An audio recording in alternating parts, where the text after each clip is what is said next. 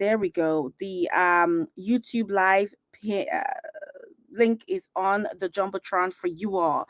And so again, welcome to everyone. We're also on Twitter Live, honey. We're on Twitter Live and YouTube Live, and we will soon get on LinkedIn once I figure out a few things. But listen, let's get into it. And Dr. Lockhart, you don't need to prim and prom, honey. You know you're gorgeous. You just wake up gorgeous, like just as you are. And I can never get over your gap teeth, your gap tooth in the front there, because in my culture, in Igbo people, man, that just like puts you on the premium right there. Like that is we can't even measure that beauty. Anyone coming from for our women with the gap teeth and men too, yo, you are coming with double. when I when I was graduated from college, I worked at a front desk in a pediatrician's office, and there was a woman who came in. She had twins, and I'm a twin, so we talked about that. And she was like, she's Nigerian, and she's like, in Nigeria, you would be that like gaps are a sign of beauty. I used to be so self-conscious about it, and as I got older, I loved it. And so then when she told me that, I was like, oh yeah. That's So right. I love And my gap. I have a I love little it. one. Yours is more beautiful, but I have a little one. But do you know, for a long time, I used to try to widen it. I used to put little like things like Yeah, toothpicks and all kinds of things to widen it, to make it more yeah, prominent. yeah. And I don't know if I succeeded, but I love it the way it is. But Me, listen, if I woke up with yours, honey, I couldn't be happier. But look, let's get into it. And I want you yeah, to, I invited you as a speaker on Twitter. So if you could go ahead and respond to that so that people can hear your beautiful voice on Twitter. And oh if yeah. y'all can hear us and hear Dr. Lockhart, um, she is currently just on streaming right now. Go ahead and throw your emojis in the air. And just so you know, y'all, listen, the most exciting thing right now, I'm sorry, the most exciting thing right now is the Black Fist is back, y'all. It's on the emojis. We got our Black Fist. You see me throwing it in Oh yeah. there. We got the Black Fist and the hundreds back, y'all. Thank you for all the noise you made and everything. All the people that called out Twitter and did everything they needed to do to make sure they knew that we don't play with our hundreds and with our Black Power Fist, honey. Thank you so much for all of that you did there. But y'all, please, like, just go nuts on the emojis. We love our emojis. We love our fists. We love our hundreds. And one thing about this data stuff, and Sister Lana can school us on it, but the more you Yeah. use it, the more they feel like it's important. Demand directly impacts supply. So the more you use it, the more they're like, okay, they like this, let's keep it. So go Yeah. ahead and don't be shy with your black face. But look, as always, let's go ahead and set the stage, honey. Set the level, and set up the room up as we get into this very powerful discussion on Mhm. today, a conversation that we don't have nearly enough of. I am, as always, your beloved host, Dr. Ijeoma Nadim Paradise. That's right. I go by three names because I Love it. can. And my Love it. pronouns are she, her, and all in Igbo, which means they, because we don't have gendered pronouns in Igbo. That's going to be another conversation we're going to have as to where all this gender stuff came in our community. And I'm calling in from the original unceded lands of the Anishinaabe, the Ojibwe, Odawa, Potawatomi, the Three Fires people in the territory of Wa'awiatanong, which is also known as the 313 Detroit. And I recognize and honor my Igbo, African, and African diaspora ancestors, communities, and descendants in this moment.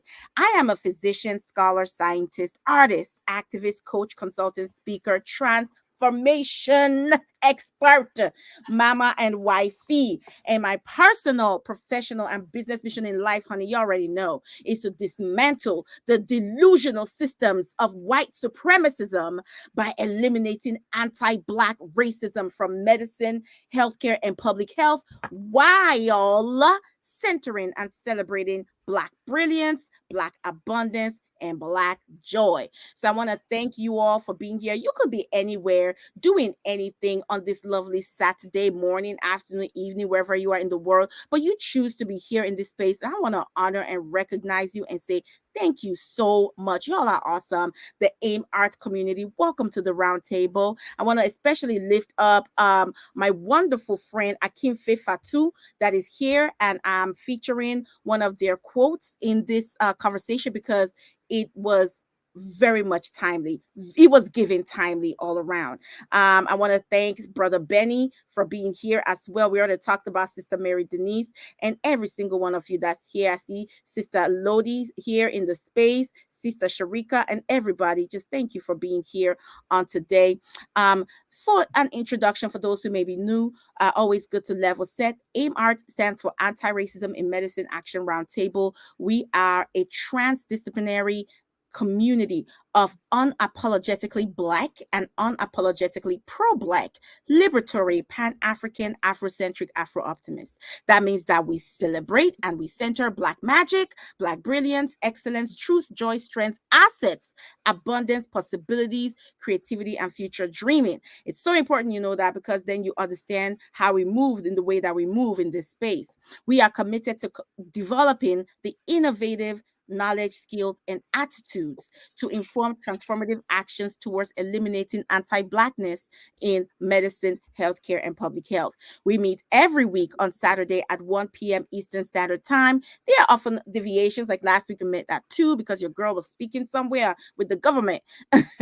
And sometimes we, may miss a Saturday or two because of, we got to take care of ourselves, and self-care is critical to our revolution. You already know. But most of the time, if not, we are here every Saturday, 1 p.m. Eastern Standard Time.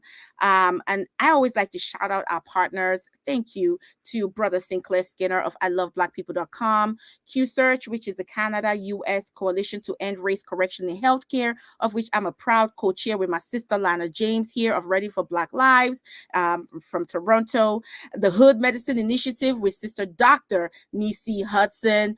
I want to shout out also Black Mental Health Alliance with Brother Benny, also here in this space on today. Fantastic brother. And of course, Black Doc Village, who this weekend, or actually this week, held, I believe it was yesterday, a protest, I want to say in California, really lifting up, their mission is to stem the tide, the hemorrhaging of Black doctors, as particularly Black doctors in training from healthcare and medical training institutions. As you know, we are disproportionately kicked out and exited from medicine and healthcare. And Black Doc Village said, hell to the nah, not on our watch. And so sisters like Dr. Vanessa Grubbs and Dr. Kali Hussein and Dr. Aisha Kuri and so many more, Dr. Princess Dinar, Dr. Stella Sappho, there's a whole list of powerful sisters who lead this work to ensure that our babies stay in medicine and stay in healthcare, and each other as well, if that is what they choose to support and protect them. And I just thank you, because I just thank them. Thank you, of course, because we got us. All right. We're not here to wait for nobody to come save us. We have always saved ourselves, and we will continue to do so despite the narrative put out there. We know the truth, and we got us. So y'all go follow Black Doc Village, follow End Race Correction, follow Hood Medicine, follow all these people. I love blackpeople.com, follow Brother Sinclair Skinner, follow them, follow BMHA and Brother Benny, and support the work. It's always so critical in this community that we are lifting up the people that are doing the work. We don't just talk the talk, we walk the walk. Yes, that's what we do.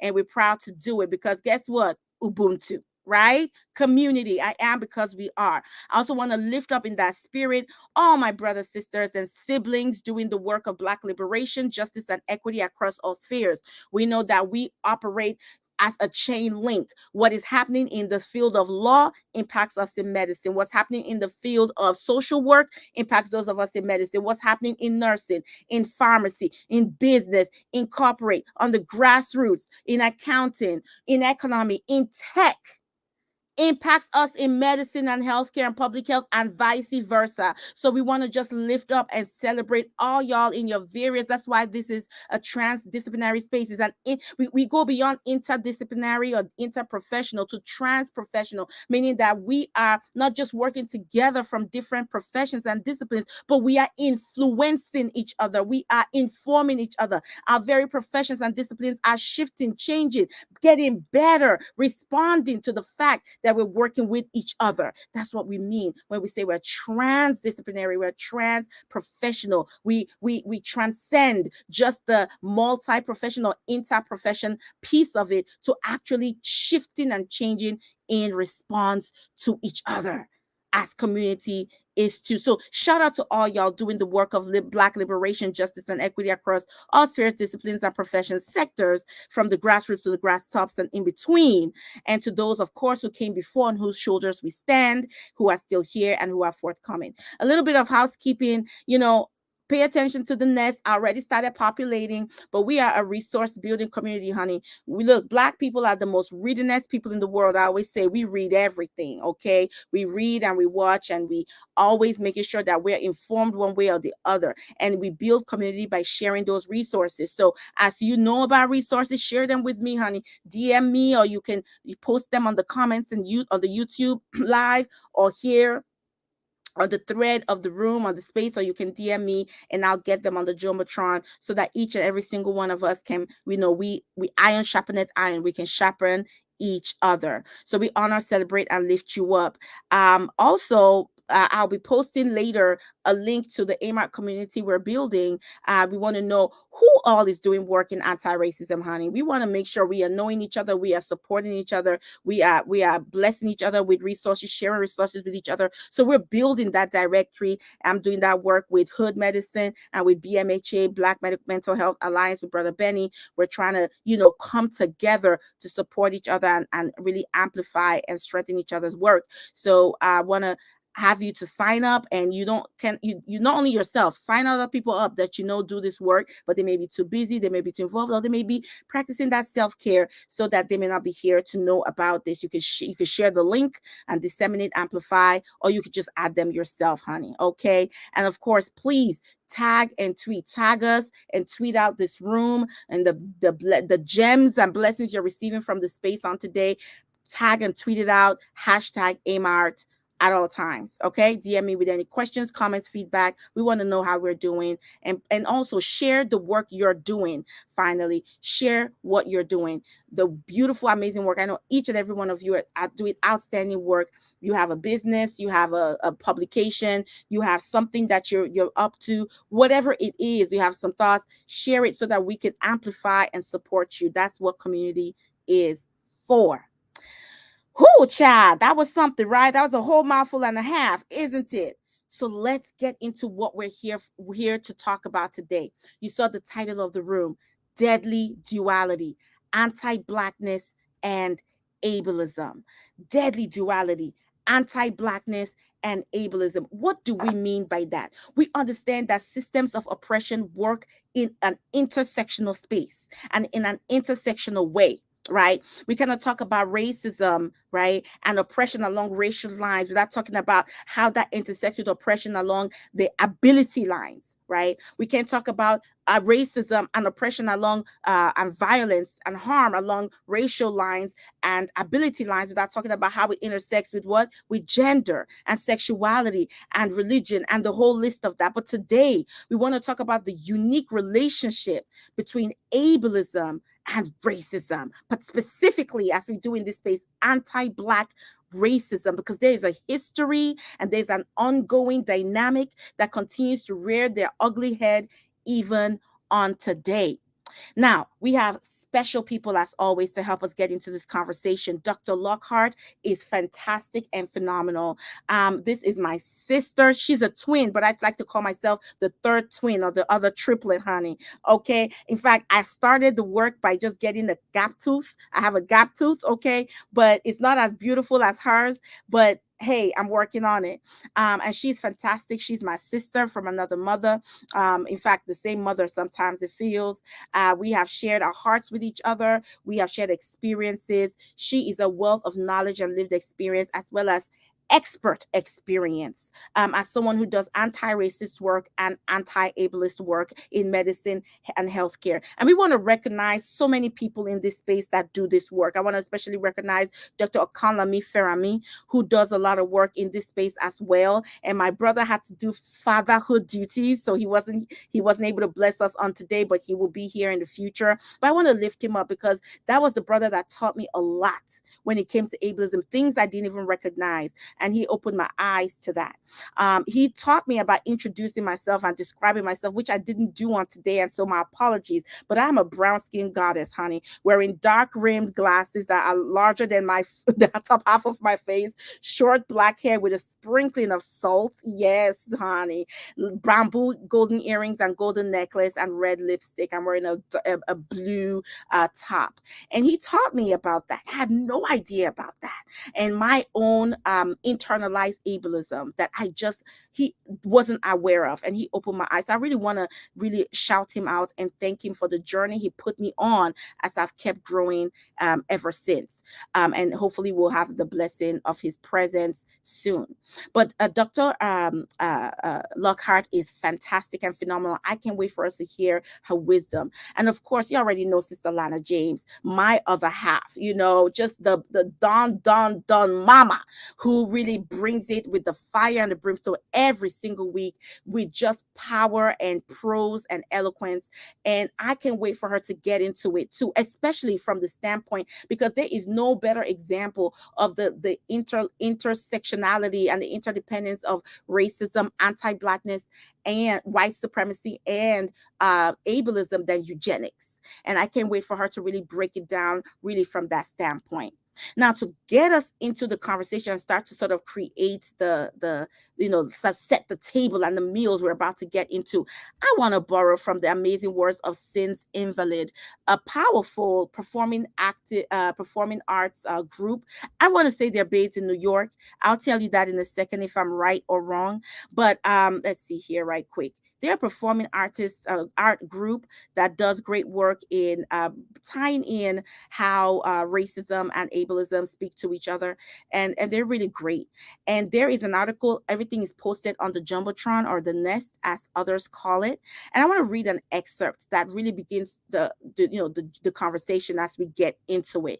And if you pardon me, as you know, every week I love reading excerpts of the work because I want you all to know that we ground these conversations in scholarship. This is not opining, being ill-informed or poorly informed, but we ground it in scholarship, and the scholarship as we determine scholarship to be as Black peoples, and the folks that have been doing this work in forever long. We'll always give honor to them and ground what we're doing in their work.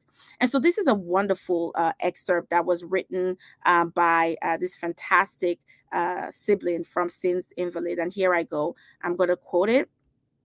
Quote, and it reads, give me a second. I always have to find my place. There we go. Here we go. Quote, disability justice activists, organizers, cultural workers understand that able-bodied supremacy has been formed in relation to intersecting systems of domination and exploitation. The histories of white supremacy and ableism are inextricably entwined, both forged in the crucible of colonial conquest and capitalist domination. I'll say that again. The histories of white supremacy and ableism are inextricably entwined, both forged in the crucible of colonial conquest and capitalist domination. We cannot comprehend ableism without grasping its interrelations with hetero heteropatriarchy, white supremacy, colonialism, and capitalism. Each system co-creating an ideal body-mind built upon the exclusion and elimination of a subjugated other, from whom profits and status are extracted. 500 plus years of violence against Black and Brown communities, including 500 years of bodies and minds deemed dangerous by being non normative. Again, not simply within able bodied normativity, but within the violence of heteronormativity, white supremacy, gender normativity, within which our various bodies and multiple communities have been deemed, quote, deviant, unproductive, invalid, end quote. Dr. Lockhart, how does that quote strike you? It's everything. It's my lived experience. Dr. Lockhart, can you, I'm so sorry, can you go ahead and answer your speaker invitation on Twitter so that the Twitter space can hear you loudly? I didn't get it, I don't think. Okay, I just sent it again, sis. Okay. Where does it come? Just check on your phone. And if you Yeah. don't see, you yourself can request. Okay, I'll do that. Yeah, Because it doesn't. Yeah, just request. Okay. There we go. Can y'all There hear me? you go. Okay, yes. And go ahead and turn my volume all the way down. Yes, all right. Yes. How's that coming through? Yeah, just unmute and then they can hear you. Okay. Go ahead. All righty. Resonates, I mean, deeply.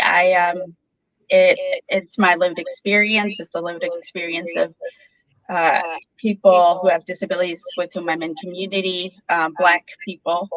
The idea that you would ever separate the experiences of people with disabilities or disabled people and Black people, which is what I often hear happening when disability conversations come up, always strikes me as odd, because the very foundation of ableism, which we'll get into what that is, but disability discrimination is very much rooted in white supremacism. And so if you don't have an understanding of where this all stems from, you will very much want to separate the two and focus on disability as if it's a separate issue. But Black people, people of color, are often left out of disability justice. So that quote encompasses all of the roots of disability, and recognizing that it is absolutely stems from patriarchy, capitalism, racism. And if you do not start with an anti-racist lens, you are not really doing anti-disability work, anti-ableist work. Absolutely, sis. I hear that loud and clear. Sister Lana, do you have any reaction to that quote, as well as any additional thoughts you want to share on that intersectionality? Yes, most definitely. Can you hear me clearly? Am I audible? Yes, sis. Yes, okay, sis. Wonderful. So I just dropped a link for you to post up in the Jumbotron when you have a minute, and that's to the Eugenics Archive. And it's a eugenics archive that is developed in Canada, but it covers much of what's been done in North America, because the eugenics movement is tied directly to what our honored guest has already brought up in terms of the separation between what happens when we think about and our bodies. There's a way in which Black people are constantly cut out of that space, and it has everything to do with how we're imagined. Mm-hmm. And how we're allowed to show up, and what is the place again of Black people. So I couldn't agree more. And I'll be talking more about the eugenics aspect, because it ties very heavily into what artificial intelligence actually is, and what its intentions are in medicine, and what its intentions are in the broader world, and what kinds of bodies it imagines. And when you read out that definition, it was everything, because it ties us to how we even become understanding our bodies in terms of value, right? Because the Black embodiment has always been something since contact with white people. And I always want to make sure we're clear, since contact with white people, that bodies have particular values attached to them that weren't the same before. And we know this because we have historical records and understandings. And it makes me think also about what that looks like in my work in medicine. I focus on rehabilitation. And so I look at that from a completely different lens, not even a trans-critical transdisciplinary framework, which is what I assume we're going to talk about today, in that creating this idea of Blackness as a negative, this anti-Blackness is the disabling force in a colonizing violent society, right? So when we start from there, we can't separate out the different expressions of what, quote, ableism decides to target, right? So whether it's how one is born, one's intellectual perceptions of capacity, these are all born out of an ideal of how are we serving white supremacy? How effectively can we serve their desires, right? So disability, the very concept, requires white violence, right? So when we look historically through our languages, just like there's no gender in the ancient languages, it's only the way to which gender is central. We find that when we look at both the archaeological and known histories, oral and otherwise, that have survived thousands of years, the body is perceived also differently. So this idea, this universalist disability, is also a form of violence that we have to really pay attention to, because it then gets us stuck in another struggle within our groups, to the point, right? To the point in uplifting what the sister said. So I'm gonna leave it right there and just say, thank you. I'm looking forward to this conversation and how we all figure out how to describe ourselves, because as someone who's been, it's always quite interesting when I'm at the table with white disability activists who decide to tell me who I am because of their own ideas of what Black women do and don't do, and what we need and don't need. And I want to get into that in a little bit, because as we talk about how we move forward, which is going to be a little bit in the future of the conversation, and understanding where the disability justice, almost very similar to how reproductive justice had to be developed out of reproductive rights, because again of who is invisibilized in these movements that then take on, right, the form, the container of whiteness and white supremacy. Even as they design themselves, or they describe themselves as fighting oppression. But it's always funny how those movements invisibilize, like perpetuate the invisibility, or the rendering of or rendering to be invisible of our bodies in those mainstream movements. Then then sort of inviting or requiring, frankly, the creation of these justice movement. And then what does that look like? So I really want to get into what you said, Sister Lana. So please put a pin in that. We're going to revisit that. But I want to, and thank you for that quote. Anti-Blackness is a disabling force in a colonizing, racist, white supremacist society, even as it relates to other forms of oppression, including when it comes to our bodies and ability. I think that was really powerful to quote. I want to come back to you, Dr. Lockhart, and talk through level setting, because I don't want to assume that everybody in the room understands ableism. I remember how I felt when I first was introduced to the word and to the concept, and really being, I mean, my mind was blown. And it was as a result of a curriculum I put together along with student leaders. And one of our topics, when we were covering all the different forms of oppression and ableism, I was passionate about it. I was really excited because I knew that was a weak area for me. I needed to learn more, and I needed to see how it spoke and intertwined with anti-Blackness, which is like where I locate myself in terms of my justice work. And so, can I just tell you, I was floored. I was floored. So if I, in my 40s, okay, upper 30s at the time, had, had my eyes opened in that way, I can only imagine. And I've been doing justice work, frankly, all my life.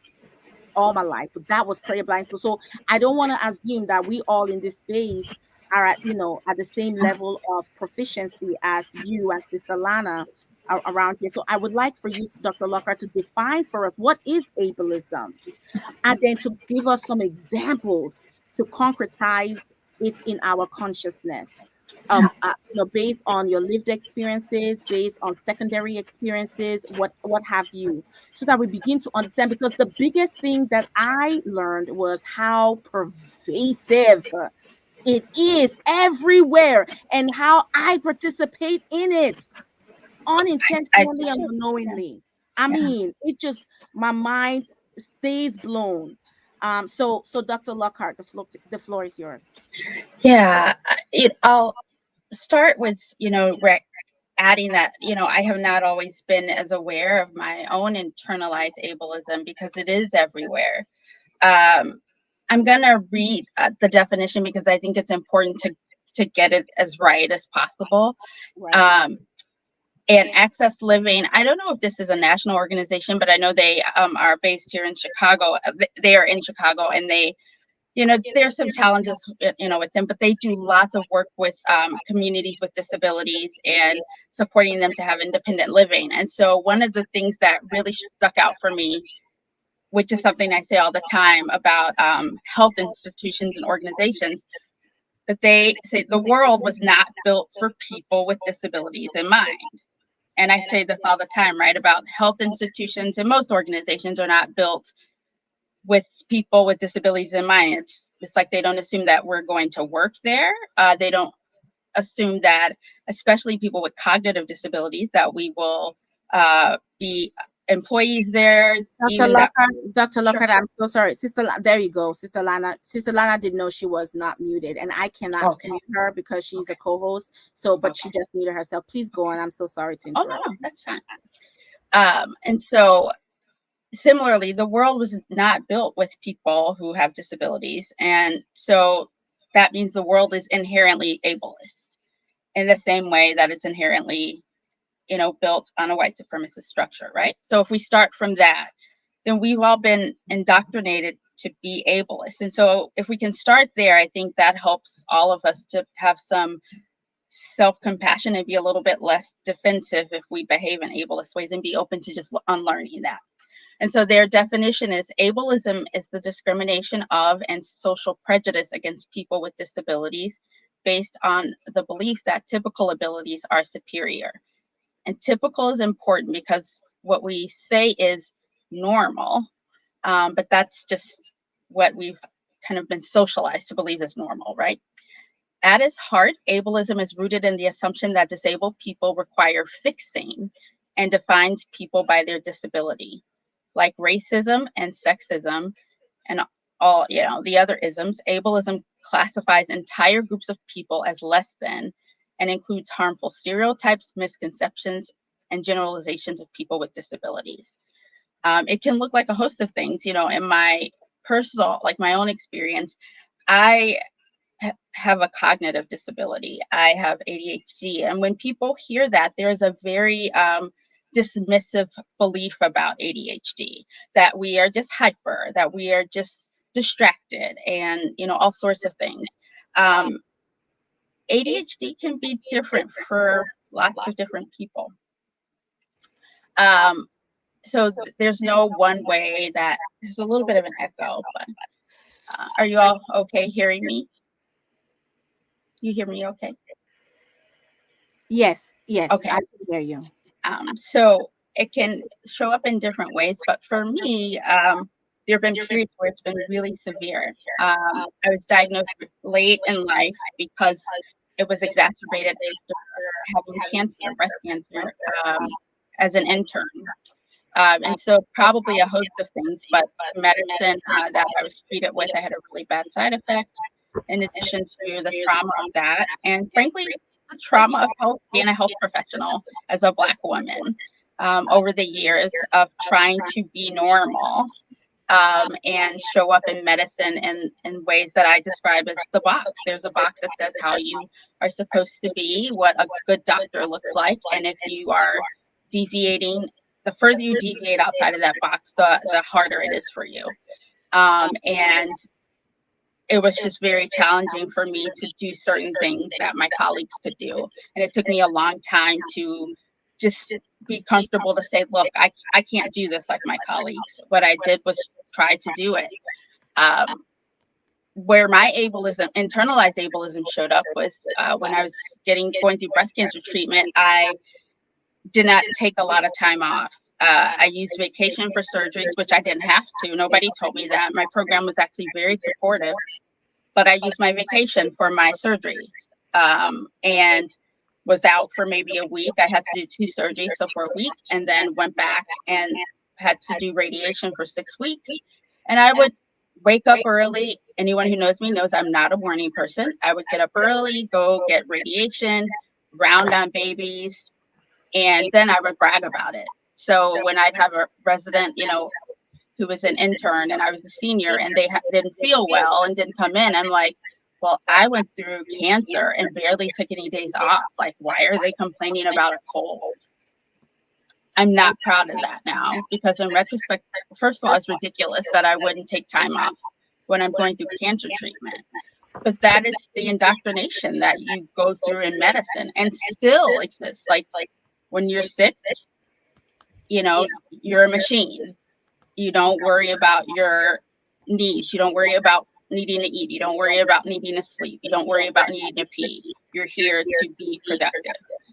And so as I, moved along, I realized this is not normal.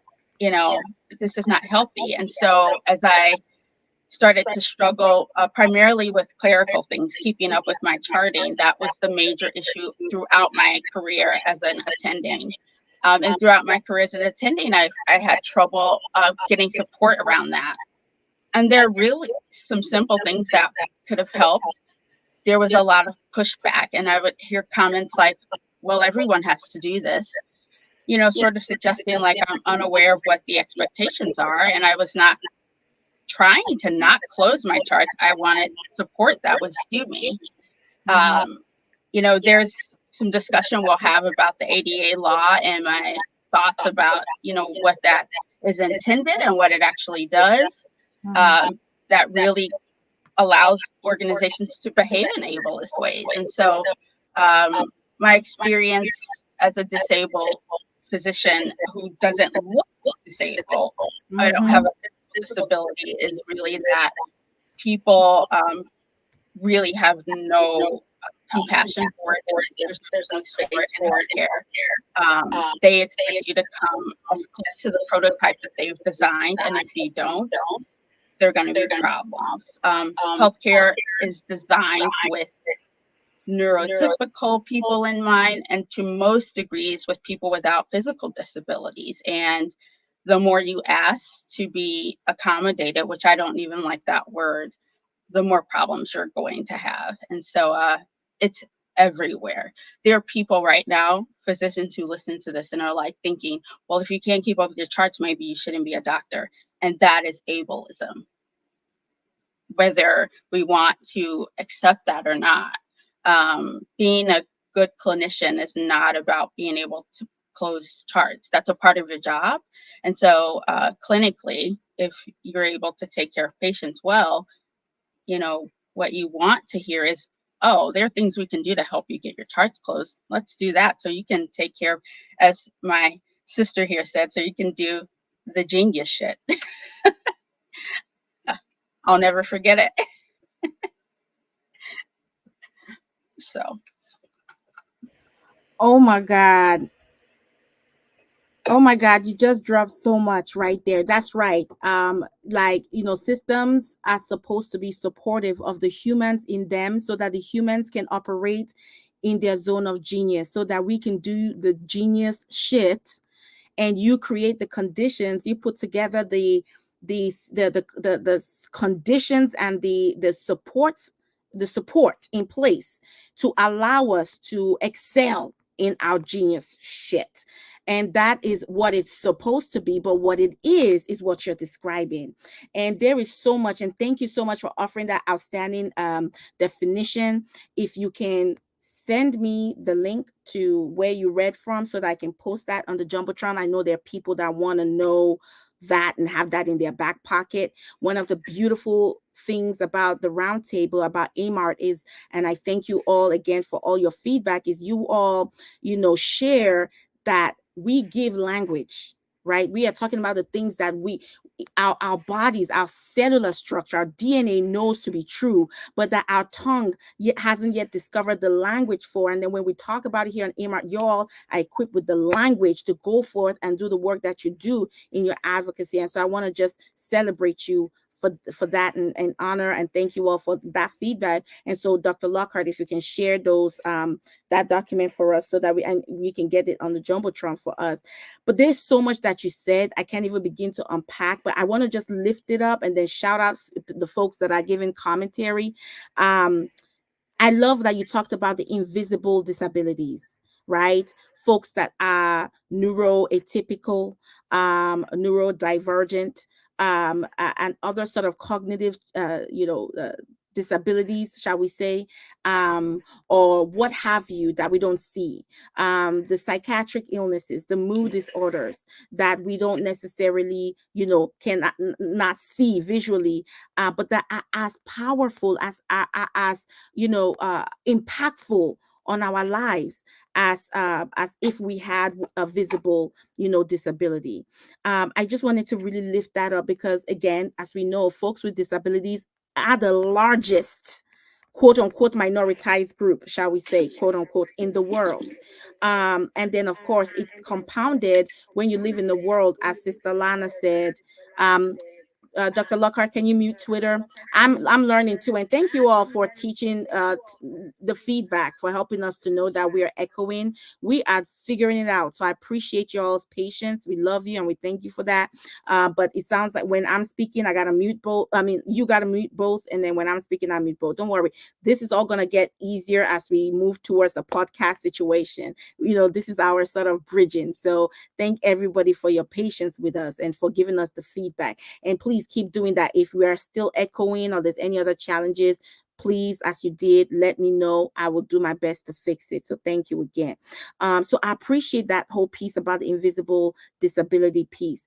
Then I want to thank you about, again, the intersectionality reinforcing, especially for those of us in healthcare and public health and medicine. But I'm sure a lot of folks, regardless of your field, can relate.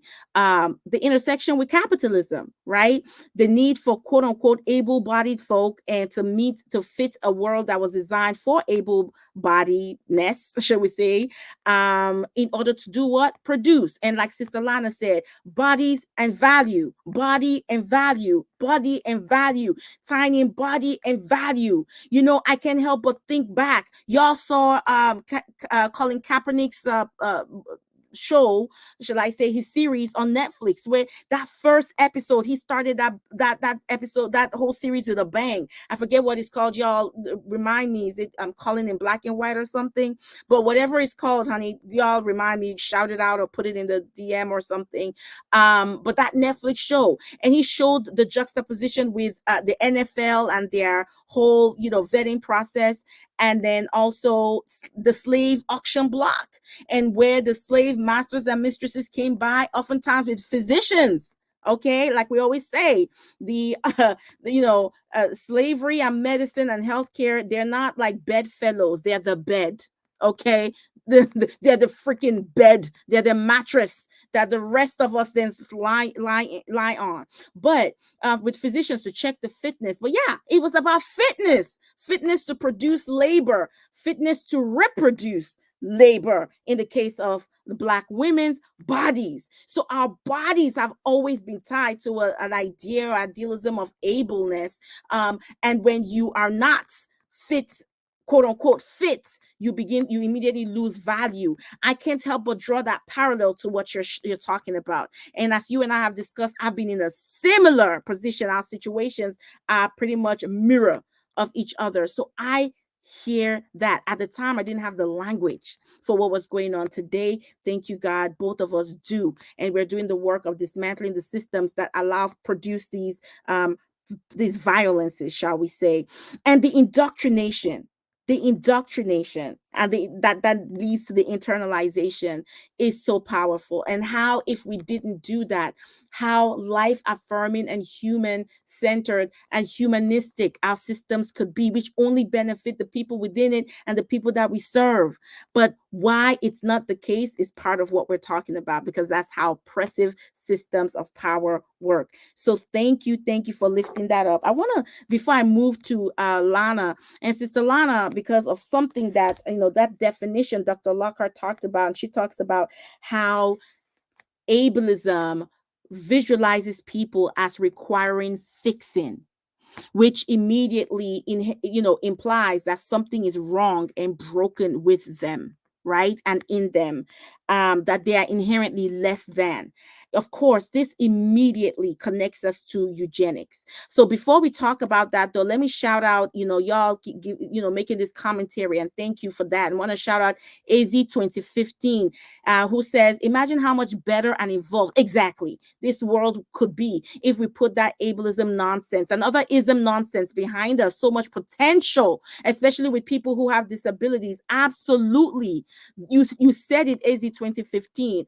Absolutely, right? That we are losing people with potential for amazing, outstanding innovation and transformative work and making our lives better. But we are, because we label them as less than and not good enough, and useless, we toss them to the side. So imagine how exact, and that's what we do, right? We do the future dreaming of saying that our people are not broken and not less than. We not only have potential, we actually have the skills, we have what it takes to build a better world. But if the world doesn't see us as inherently valuable, the world loses. We are constantly behind because of all the people we exclude from the table of building a better world. AZ 2015, you hit the nail on the head, my sibling. And KS Hernandez says, talks about the echo. Thank you. I appreciate you correcting us. We're so sorry for that echo earlier on.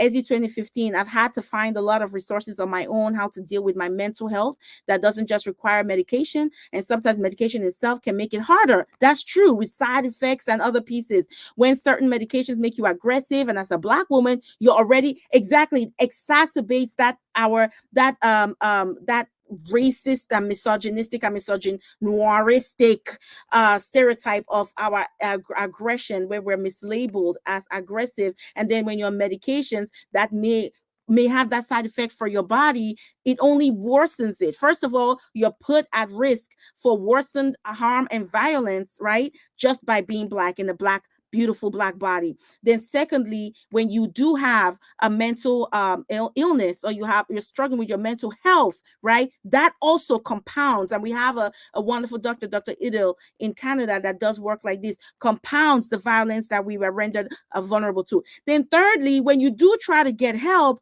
and you are still under treatment, because remember, in mental health, sometimes it does take a lot of tweaking, a lot of different, while to find the right medication and combination of meds that work for you and for your whole, your body and your body chemistry.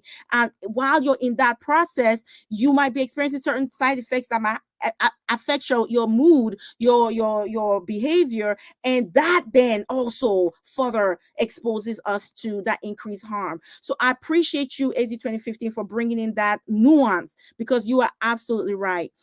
So unless a psych doctor is willing to put their own racial biases aside to tell if it's the medication or their own racial biases, yes. So of course, talking about how racism shows up in the institution, inside of the internalized racism of healthcare professionals, that exactly, that's pathologized Blackness, or that when there is true psychopathology, mistreats it. And how does that work? And yes, AZ 2015, it really is violence, wholeheartedly. So I appreciate your feedback there. Just very, very active.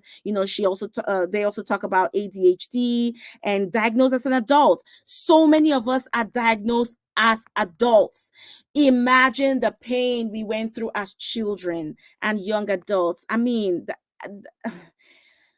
there is not even enough time to unpack how the underdiagnosis. And again, sometimes we are pathologized. That is just a Black sassy child who don't want to sit down somewhere and pay attention, right? And not knowing that this is a brilliant person whose brain works differently and is brilliant, by the way. And there's a whole conversation we can have about, I don't know about ADHD being a disorder. I think it's just just a different way the brain works. It's a neuroatypical from what is typical, but there's nothing broken about it. Because ADD folks are brilliant, are genius, are amazing doctors and teachers and lawyers and entertainers and innovators. I mean, as far as I'm concerned, 90% of the innovators in history had what is now known as ADHD, but I call variable attention stimuli traits. And we could talk about that. That's something I didn't make that up. That was from two Harvard professors who pushed back against this whole disorder business like I do. So we will talk about that another time, but that's just the way our brains work, and it is fantastic. But yes, absolutely. In the meantime, lots of struggle with depression and anxiety and being misunderstood and interpersonal issues. Yes, yes, and yes. And so there is a conversation to be had there.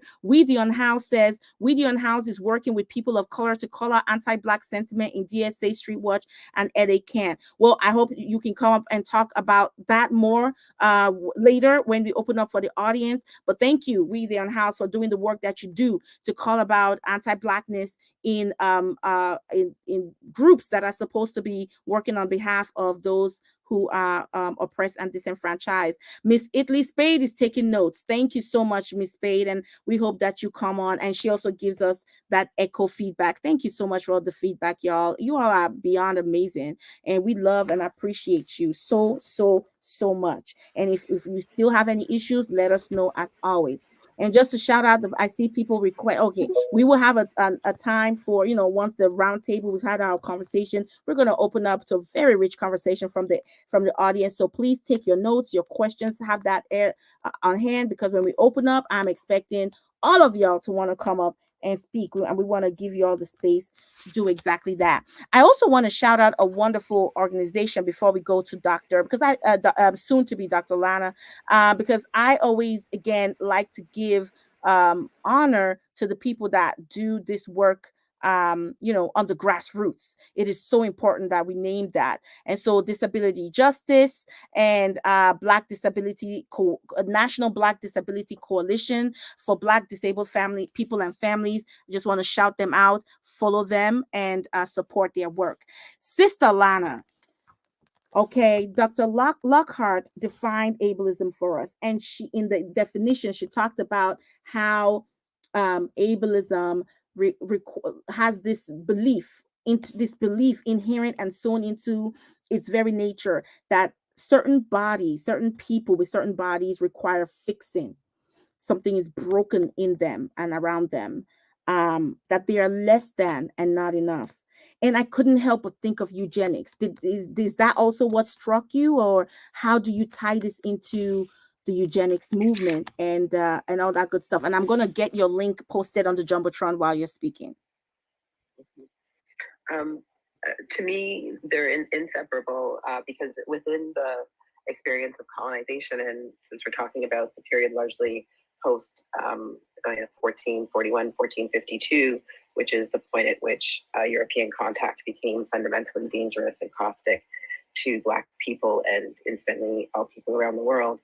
That's the point at which we come into contact with the idea of knowing our bodies in relationship to their systems of production and value, right? They show up on the west coast of Africa, these Europeans claiming that they wanted to trade in salt and gold. But in fact, what they wanted to trade in was our bodies. Because people have to remember, historically, Europe is now at this point, when they show up in 1452, 1441 is when they first start kidnapping people. 1454, 55 is when they go through this process of officially issuing a papal bull to legalize the process of kidnapping. But they show up pretending that they want to trade. That's an important moment. It's an important historical moment, because so often language of disability and ableism is naturalized as if this is the way the world understands humanness. And we know it's not, right? We have amazing authors like Sylvia Wynter, who talks about the over-domination of the idea of man, right? the way in which the Abrahamic religions constitute, particularly the Christian religion, constitute man as the thing that decides what all other beings shall be called. And does that, it distorts what's actually in the original Torah text, right? And so it's this point of contact that creates the idea of the disabled body. And I want to point to one of my colleagues and co-folks in PhD work, which is Lisa Boivin, Boivin. I'll grab a link for her work. And she's an Indigenous, she's a Dene woman, Indigenous woman of Canada, First Nations woman of Canada. And she talks about consent and medicine and a whole bunch of other things. But she also talks about how Europeans' ideas of who's able and disabled and how that affected her family and her father in particular, and how he was taken away from his family and had his body broken over and over again to, quote, have him appear more abled, when in fact there was no problem when he was born in his community. He was either on a sled or he was on a horse and he was moving around just fine, had no conception. The community had no conception of him being disabled. It was Europeans and their contact that said, oh, we need to take this boy away and, quote, fix him. And in fact, injured him irreparably, right? And so I always want us to not naturalize the ways in which the European worldview of extraction, violence, and barbarism has been normalized. Colonization is a kind way of expressing what these people have done. And so I don't ever want to remove that, because in that process, we are always being disabled, right? Like you don't end up on a slave ship because you went easily, right? People went already injured, right? Being forced marched, right? The average lifespan in the island of what becomes named as Haiti, which was San Domingo, right? That's its historical name. Because there's two parts to Haiti, what becomes the Dominican Republic and what we call Haiti today. And let's be clear, the lifespan on average was 2 years. 2 years. It was no different on the island of Jamaica. These are the first sites of slavery. It's not the mainland of the US, it's the Caribbean and South America. And so when we have to understand what is happening to a body, what is happening to a human who is inhabiting that body to reduce you to death in 24 months. And these are the systems of which we've managed to survive. So the idea of what and who we are as embodied beings has been greatly distorted. And I never want that to get lost when we're talking about this, because that's what's caused us to have to invent language like disability justice and CRIP theory and CRIP time. And so CRIP is, again, language that comes out of different communities and scholars. And CRIP theory is that language that speaks about the line around how gender normativity and sexual normativity collides and forces itself into ideas of ableism and ability, right? So it's when you look at gender and sexuality and ableism together, and CRIP time is how do people experience time differently?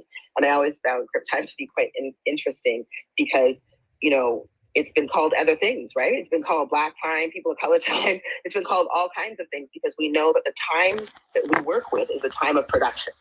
So eugenics ties into all of that, because eugenics is about engineering the human into European productive extractive normativity. It has nothing to do with experiencing yourself in relationship to the ecology of life.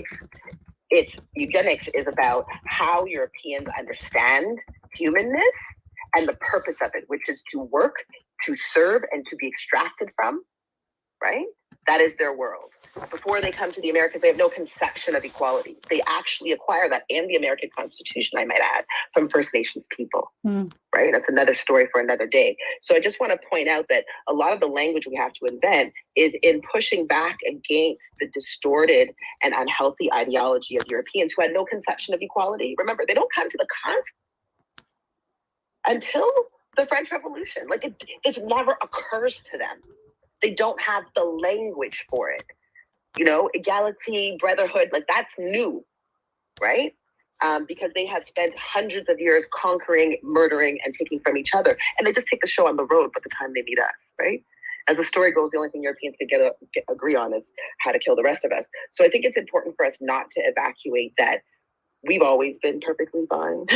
And the language that we invent is to find words that a language as violent as the European languages that are so basic, that need to say who's a girl and a boy. And again, for those of us who have done or have looked into linguistics, no ancient language begins with gender or has gender in it. It's only the new ones, right? And so for me, eugenics is central because eugenics is literally now through artificial intelligence especially, is the automation of forced extraction and violence, because they want the body to be able to produce X number of hours or X number of components of work or X amount of dollars into the economy at a particular rate. And they don't want anything interfering with it.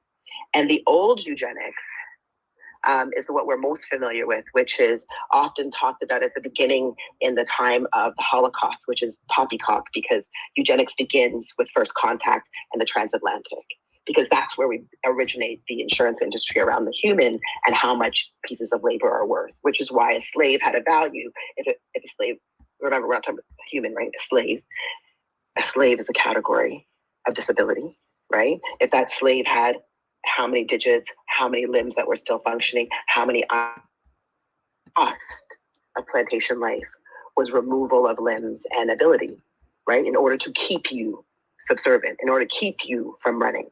Remember, the remedy for drapetomania was cutting off the toes so that one could not run and propel themselves. So I think it's important to acknowledge that much of what we conceive of disability is tied directly to eugenics, because the idea is, and as someone, my area in medicine is rehabilitation sciences, which is why artificial intelligence is so central, because when I look at the work some of my classmates were doing in their PhD, I was absolutely horrified. There's this massive push for all of the U15 institutions. Those are what they call the equivalent Ivies in Canada, the 15 oldest universities with the largest budgets, as it is in the Ivies in the US. It's about implanting things. It's about playing God. It's about having a Lazarus moment, making that which is dead come back alive, that which cannot walk to walk. Never thinking that really everybody needs to be doing the same thing all the time. Like, there's nothing in nature that does that. Not even all red roses are red, right? Like, and never ties up with the fact that roses are highly eugenicized. So eugenics is the idea and the practice of identifying what is ideal in what they believe to be the human species and making that ideal manifest through the practice of positive or negative eugenics. Positive eugenics is promoting childbirth of, i.e., white, able-bodied women through incentives like baby bonuses or additional monies, right? Our province next door in Quebec, which is trying to reproduce French white citizens to, if you will, balance out the non-white French citizens, gives white women in Quebec resources to encourage that, right? So we have all kinds of eugenics projects that are built into the social process. And then there's negative eugenics.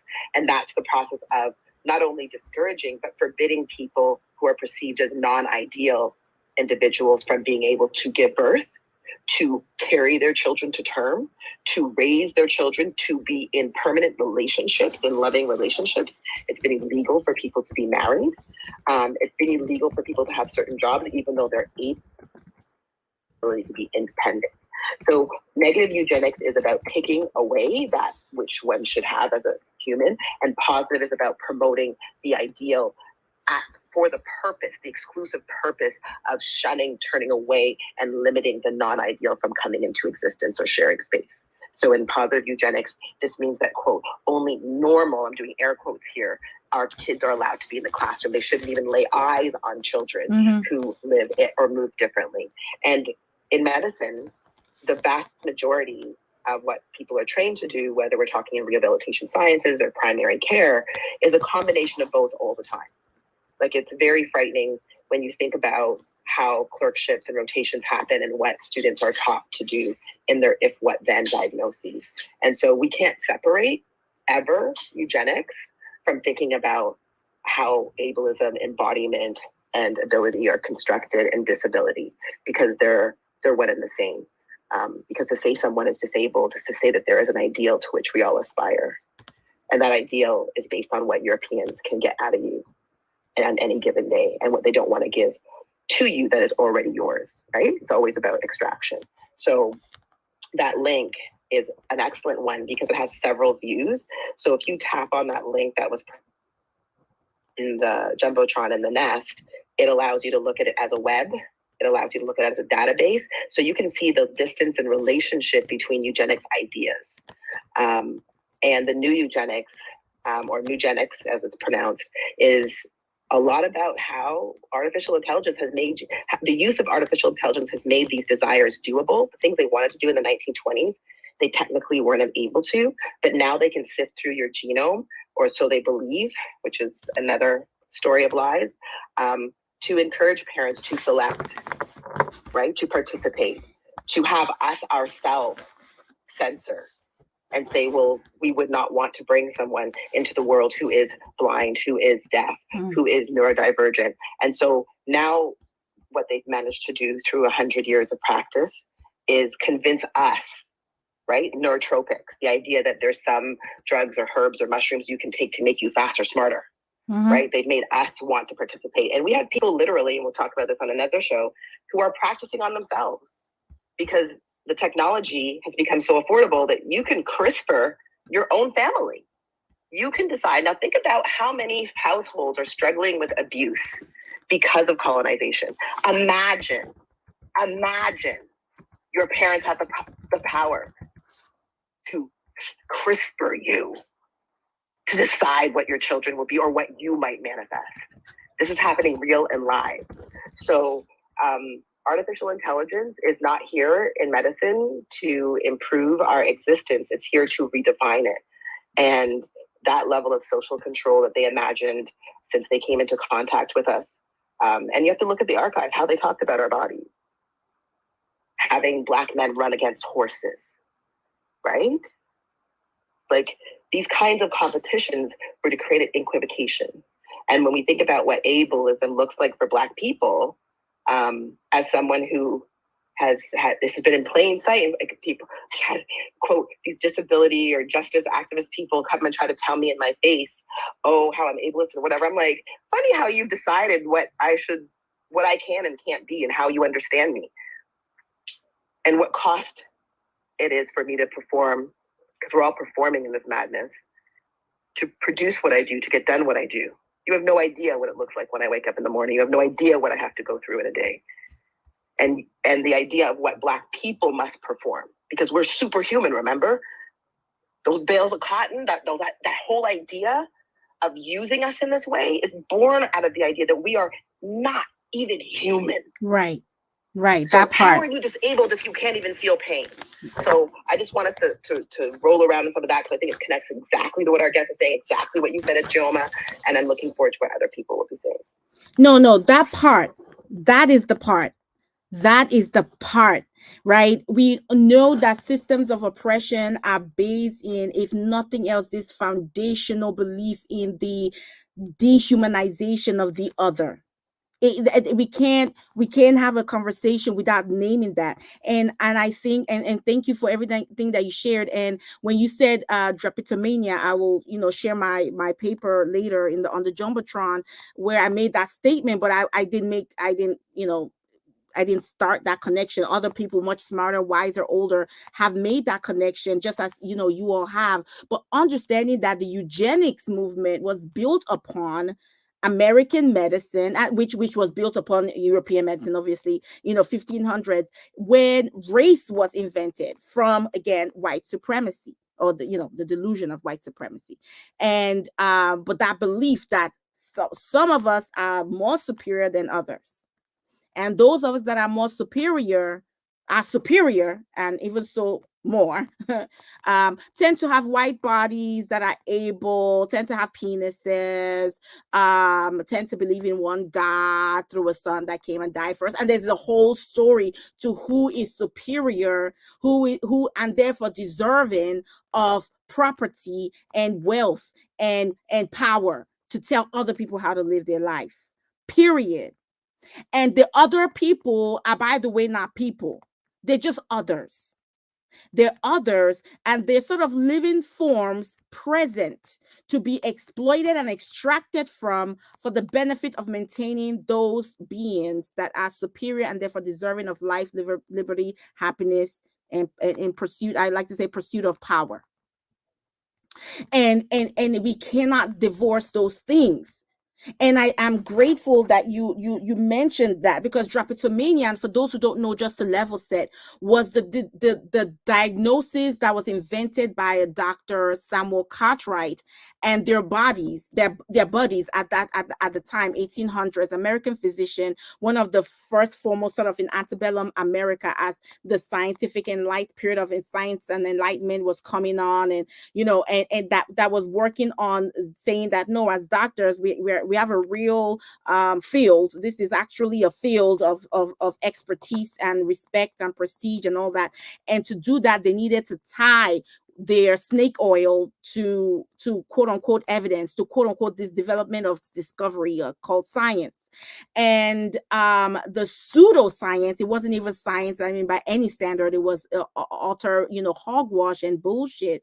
But essentially that it was built on this idea that, well, humans, you got to categorize humans. That was built on Carl Linnaeus's work, who was a Swedish scientist that categorized flowers and botany, but then decided to apply to humans with the help of other people like Charles Morton and other of these like great grandfathers of white supremacy and racism and anti-blackness, anti just humanity. And so in determining that you categorize people, of course, that which was categorized as Negro or Black was or Negroid at the time, and Black was at the bottom of the ladder, below the orangutans, and therefore inherently built for subservience and subjugation and working for the benefit of those that were at the very top, which was, of course, Caucasoid or white. And in so doing, they had to cement that in quote unquote science. So there had to be this sort of legitimization that, no, of course, they are supposed to be slaves, not servants, but slaves, unpaid servants, so slaves. They're supposed to be, these are animals. These are subhuman beings. Look at that. They are so subhuman that when they run away from their capture, that is running away up, they're acting opposite of their nature. That means they are sick, because how would a living thing act opposite to its nature? Something must be wrong. There's pathology. And he named the pathology. And the pathology was drapetomania. And the cure for that was whipping, or as Lana, you said, what was the other thing that they did? To remove the and the toes to prevent the ability to run with us. Or pretty much amputation to prevent running away. Because why would you run away from your natural states? Something must be wrong with you, and we'll fix it. We'll whip the shit out of you and we'll cut off your feet. And that is what was done to us, because inherently we were not even human. And so, yes, I love the way that you saw in colonialism as a child of white supremacism, the transatlantic slave trade, and all these forms of oppression that sit inside the crucible of white supremacism, right? Inherently name that our bodies are somehow less than. It's amazing, even just from a Black woman's standpoint, just thinking about the evolution of the butt in society, right? We have the BBL now. Everybody trying to get that BBL, right? Everybody trying to get that big, beautiful butt. But remember, was she called the Queen of Hottentot? But there was during the what they call them, the circus. They used to have a circus where they brought us from the continent and then paraded us and traveled throughout the Americas in the circus so people can come and see. I'll find the exact name. Y'all, if you find the exact name, you let me know. I call her the Queen of Hottentot, but I know they called it something else because of her glorious posterior that we all are proud of and love. But somehow that was deformed. Come see this deformity. Who has an ass like this? What human? No human. That's why these are different beings. These are whole different beings. That's what your Charles Darwin said, right? Polygenism. We are not, we don't come from the same human. We don't share the same human genetics, according to the Charles Darwin of evolution that scientists put on a platter today.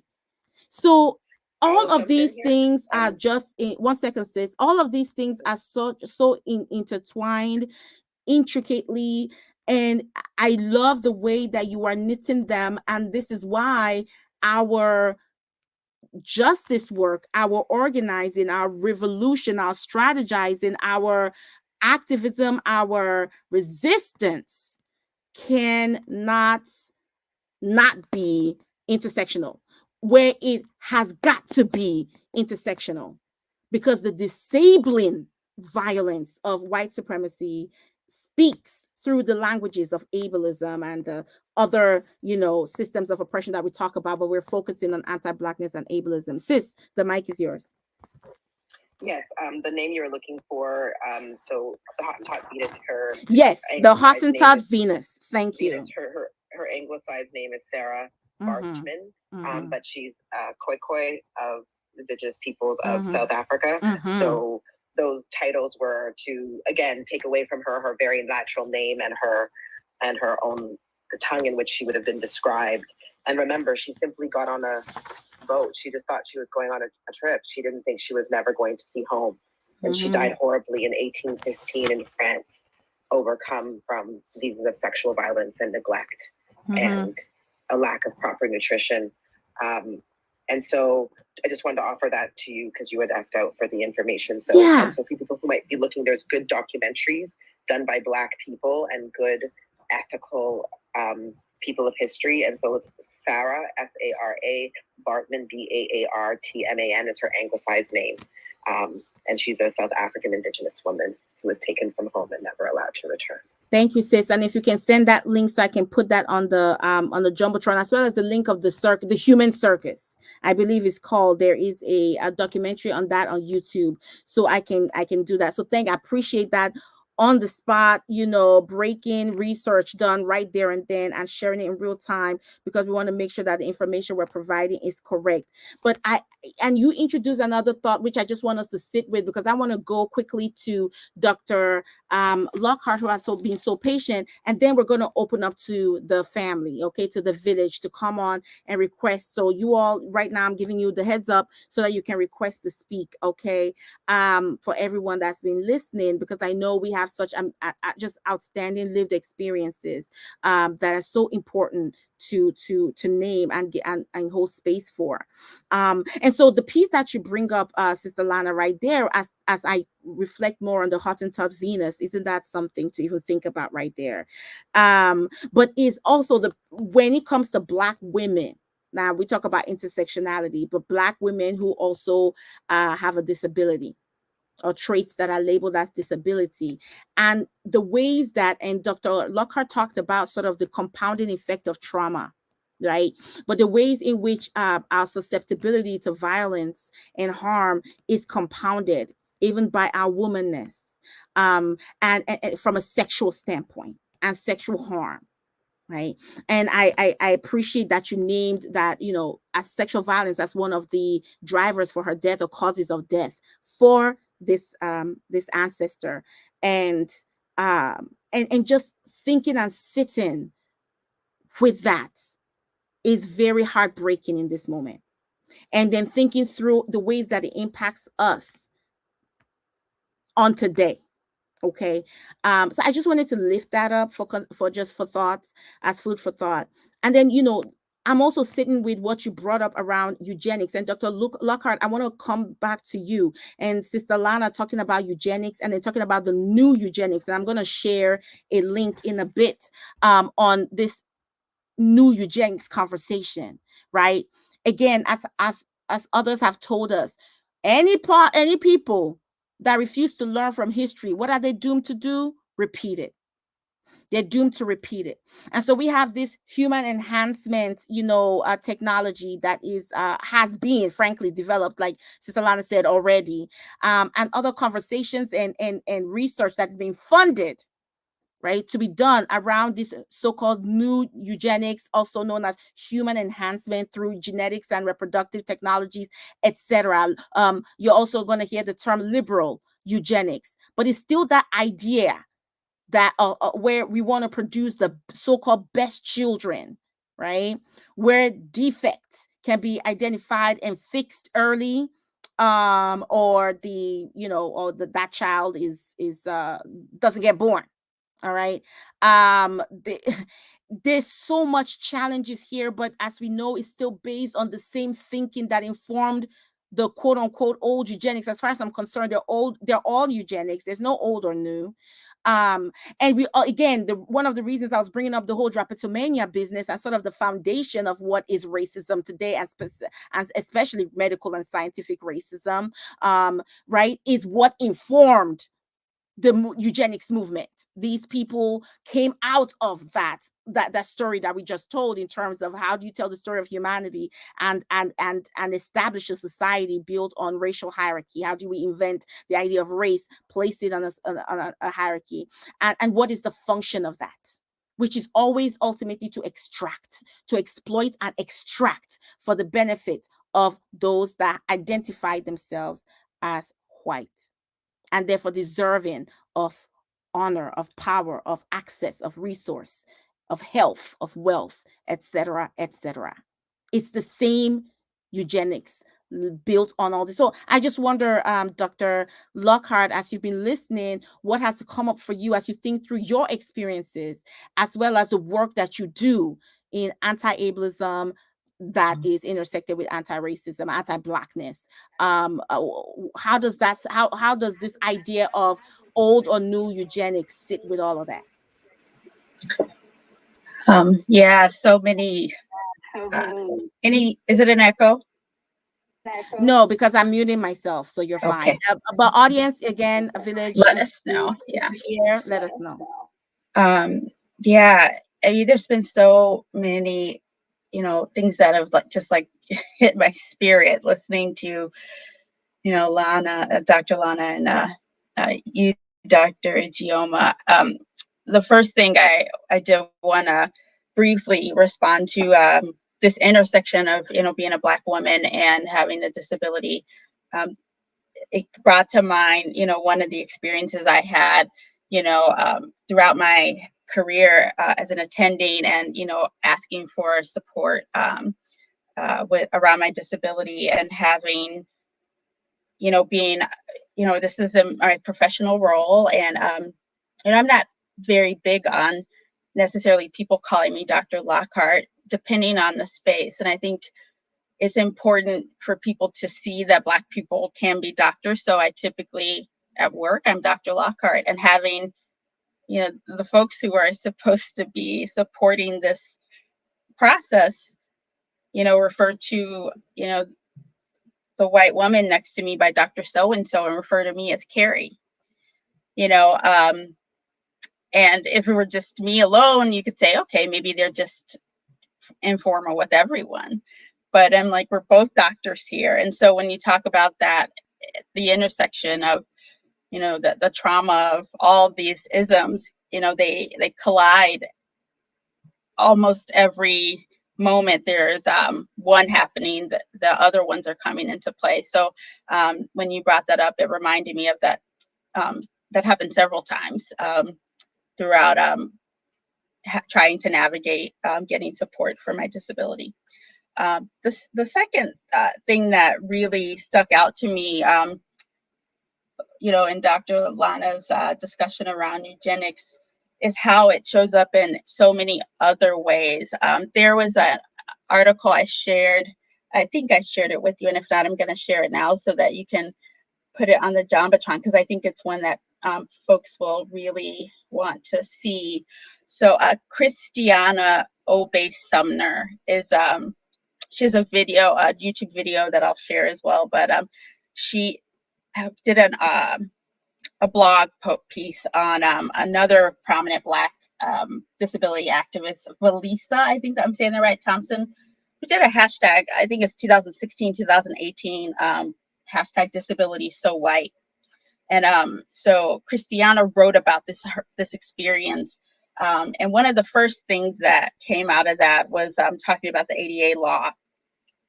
And the law is there. And, when you're having challenges, I've had friends who've had challenges, and people are like, well, the law is supposed to support you. But I think what people don't understand, which is what I spoke to earlier, when you have a social movement that starts without an anti-racist lens, then,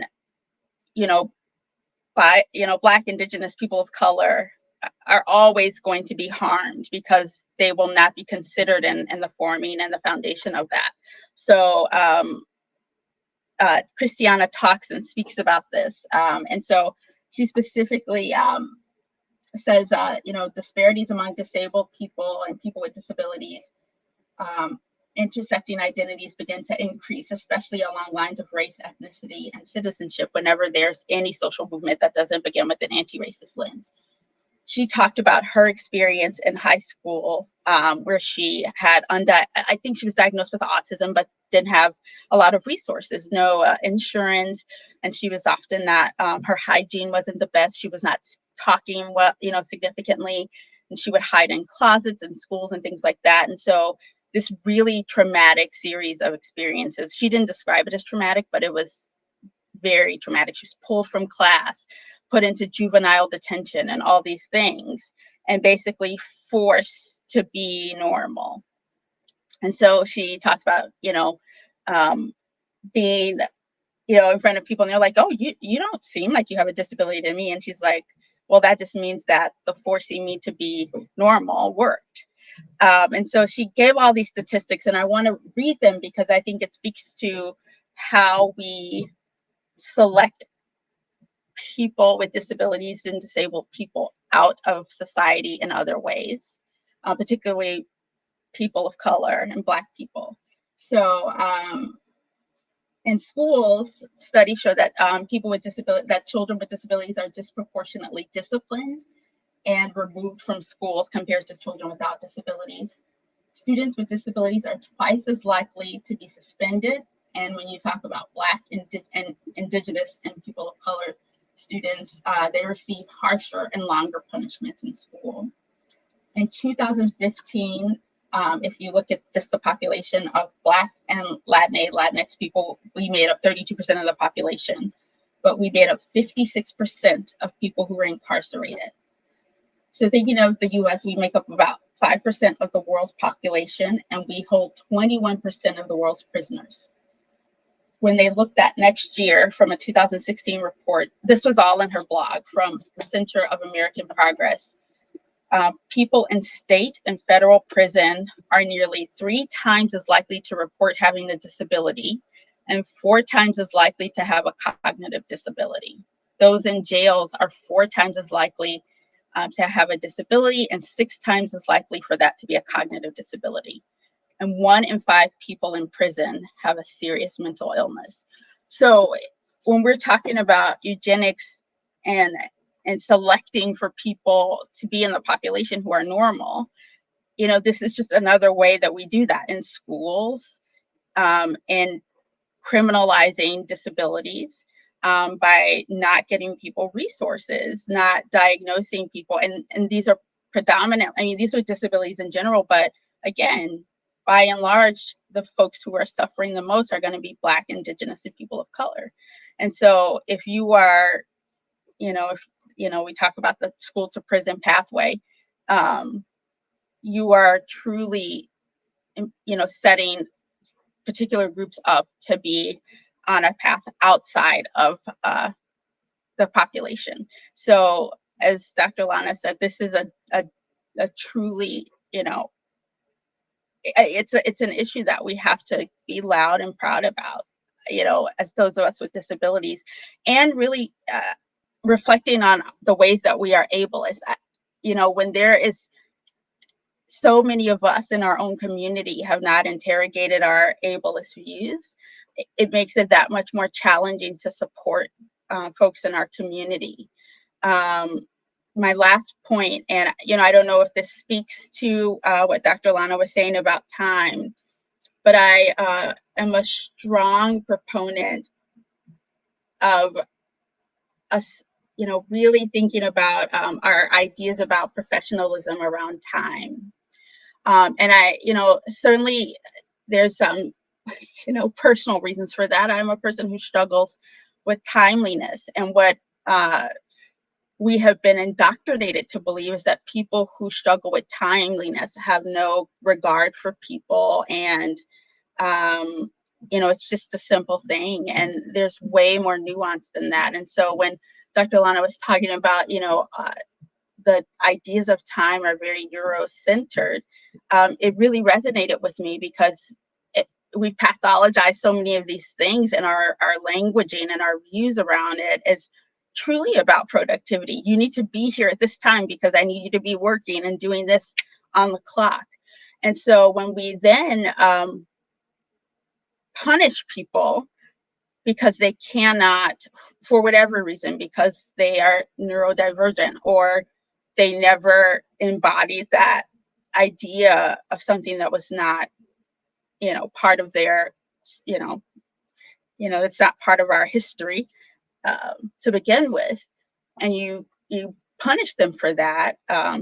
People being fired for being chronically late when you haven't interrogated how you can support them. The issue that I had, again, all throughout medicine with my charting being such a, burden on me, getting constantly being, criticized for that.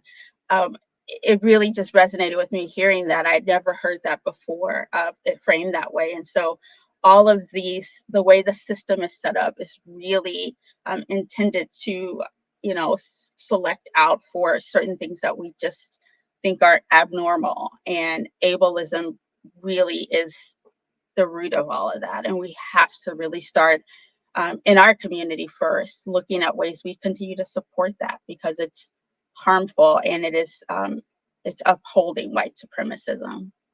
So.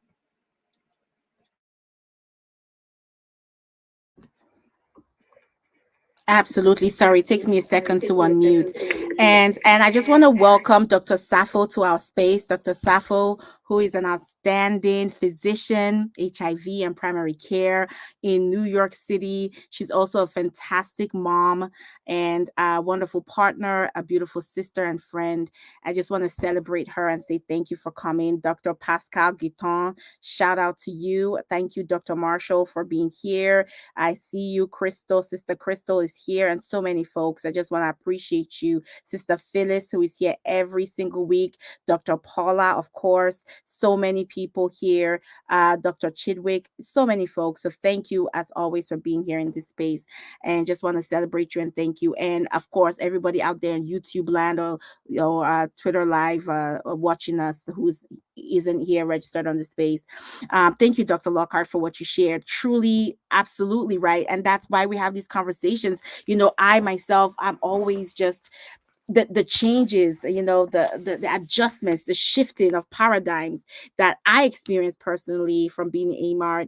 I tell folks it's not just about the community, it's also selfish, me maintaining this space for this long because I have gained so much from it. But absolutely that approach and that mindset is a little different from what usually is the case.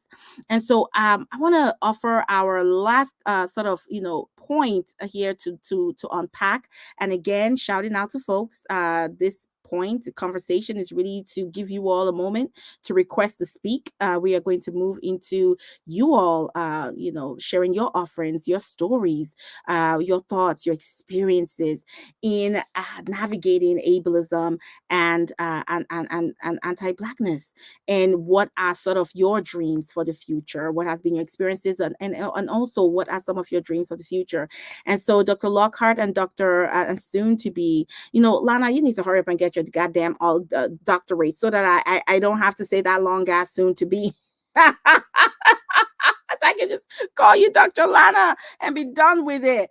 But no, we appreciate you. And so I want us to do a little bit of freedom dreaming. And to help us to do that, I want to go back to Sin's Invalid, the anti-racist, anti-ableist organization and performing arts organization, which I believe again is based in New York. But yes, it is based in New York. I just confirmed that, and have them to help us here. And that's to, sort of share from a disability justice framework.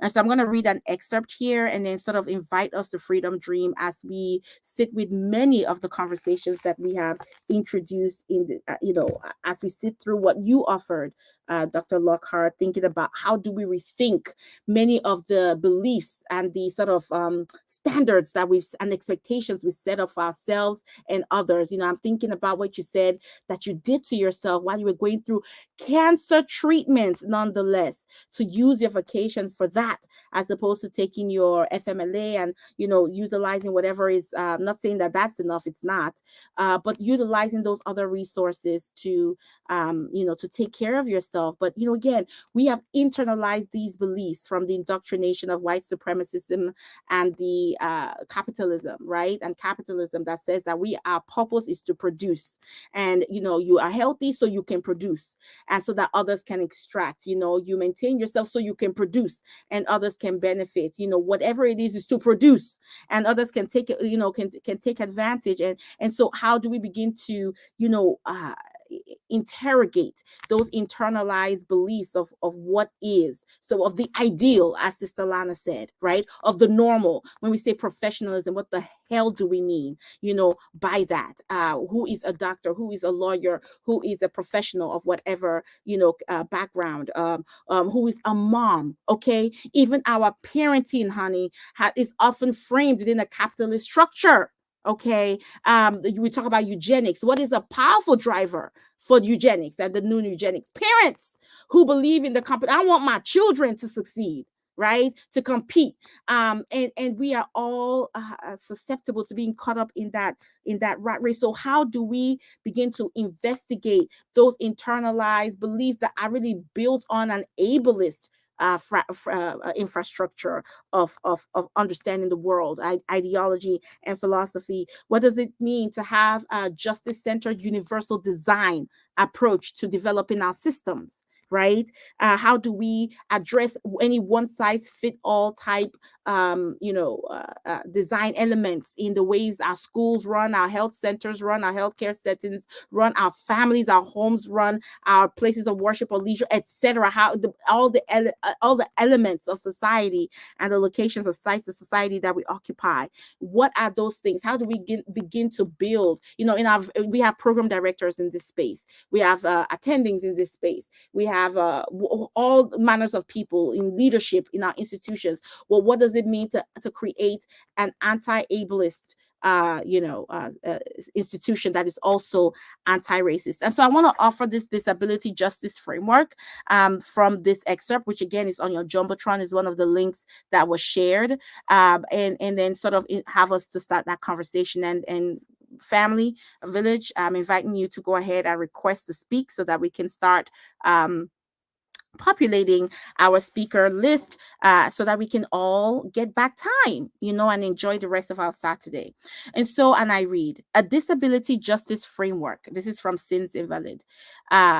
Understands that all bodies are unique and essential. I want to say that again because, child, when I first read this, all the Holy Spirits and the ancestors began to do what they do.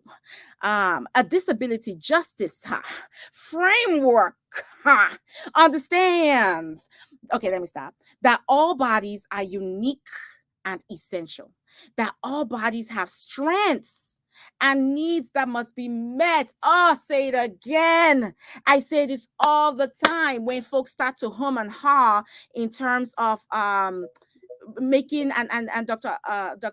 Kerri, I know you don't like this word accommodation, but making these arrangements for folks that are expressing their accessibility needs. And I say there is no humming and hawing. We all have needs that must be met.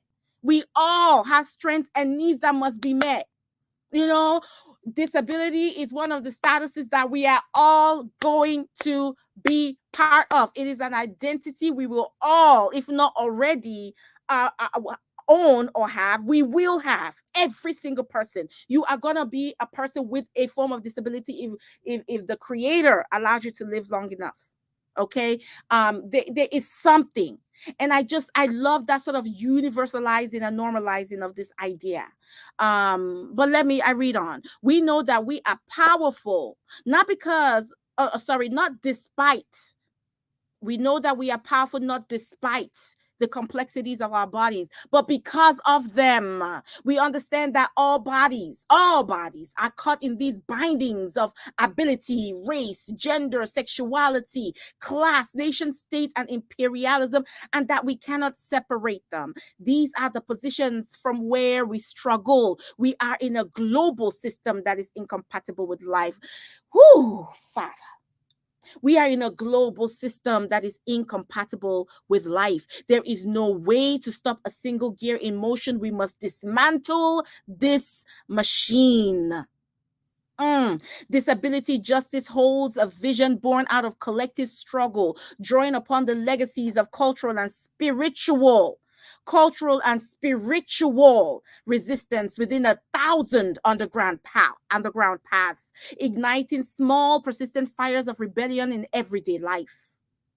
Disabled people of the global majority, Black and brown people, share common ground confronting and subverting colonial powers in our struggle for life and justice. There has always been resistance to all forms of oppression, as we know through our bones that there have simultaneously been disabled people visioning a world where we flourish, that values and celebrates us in all our myriad beauty.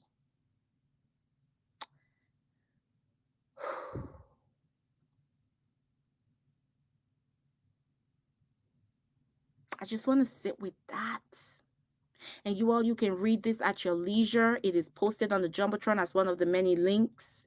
So as we're posting, go ahead and access those so that you can save them. You can bookmark them or DM them to yourself like I often do. But isn't that something? And then they go on and they talk about the framework around 10 principles for movement builders. And I wouldn't read them all, the details of them. I'll just list them. And then I want to move to Dr. Lockhart, actually Sister Lana first for your comments, Dr. Lockhart, and then we'll open up to our speakers and close out. And so the first principle, as we have impact to the end or to near the end, but you never get to the end, is intersectionality. That is principle number one, intersectionality, because the fulcrums of oppression shift depending on upon the characteristics of any given institutional or interpersonal interaction. So those fulcrums of oppression that shift and move, intersectionality. The second principle is leadership of those most impacted, right?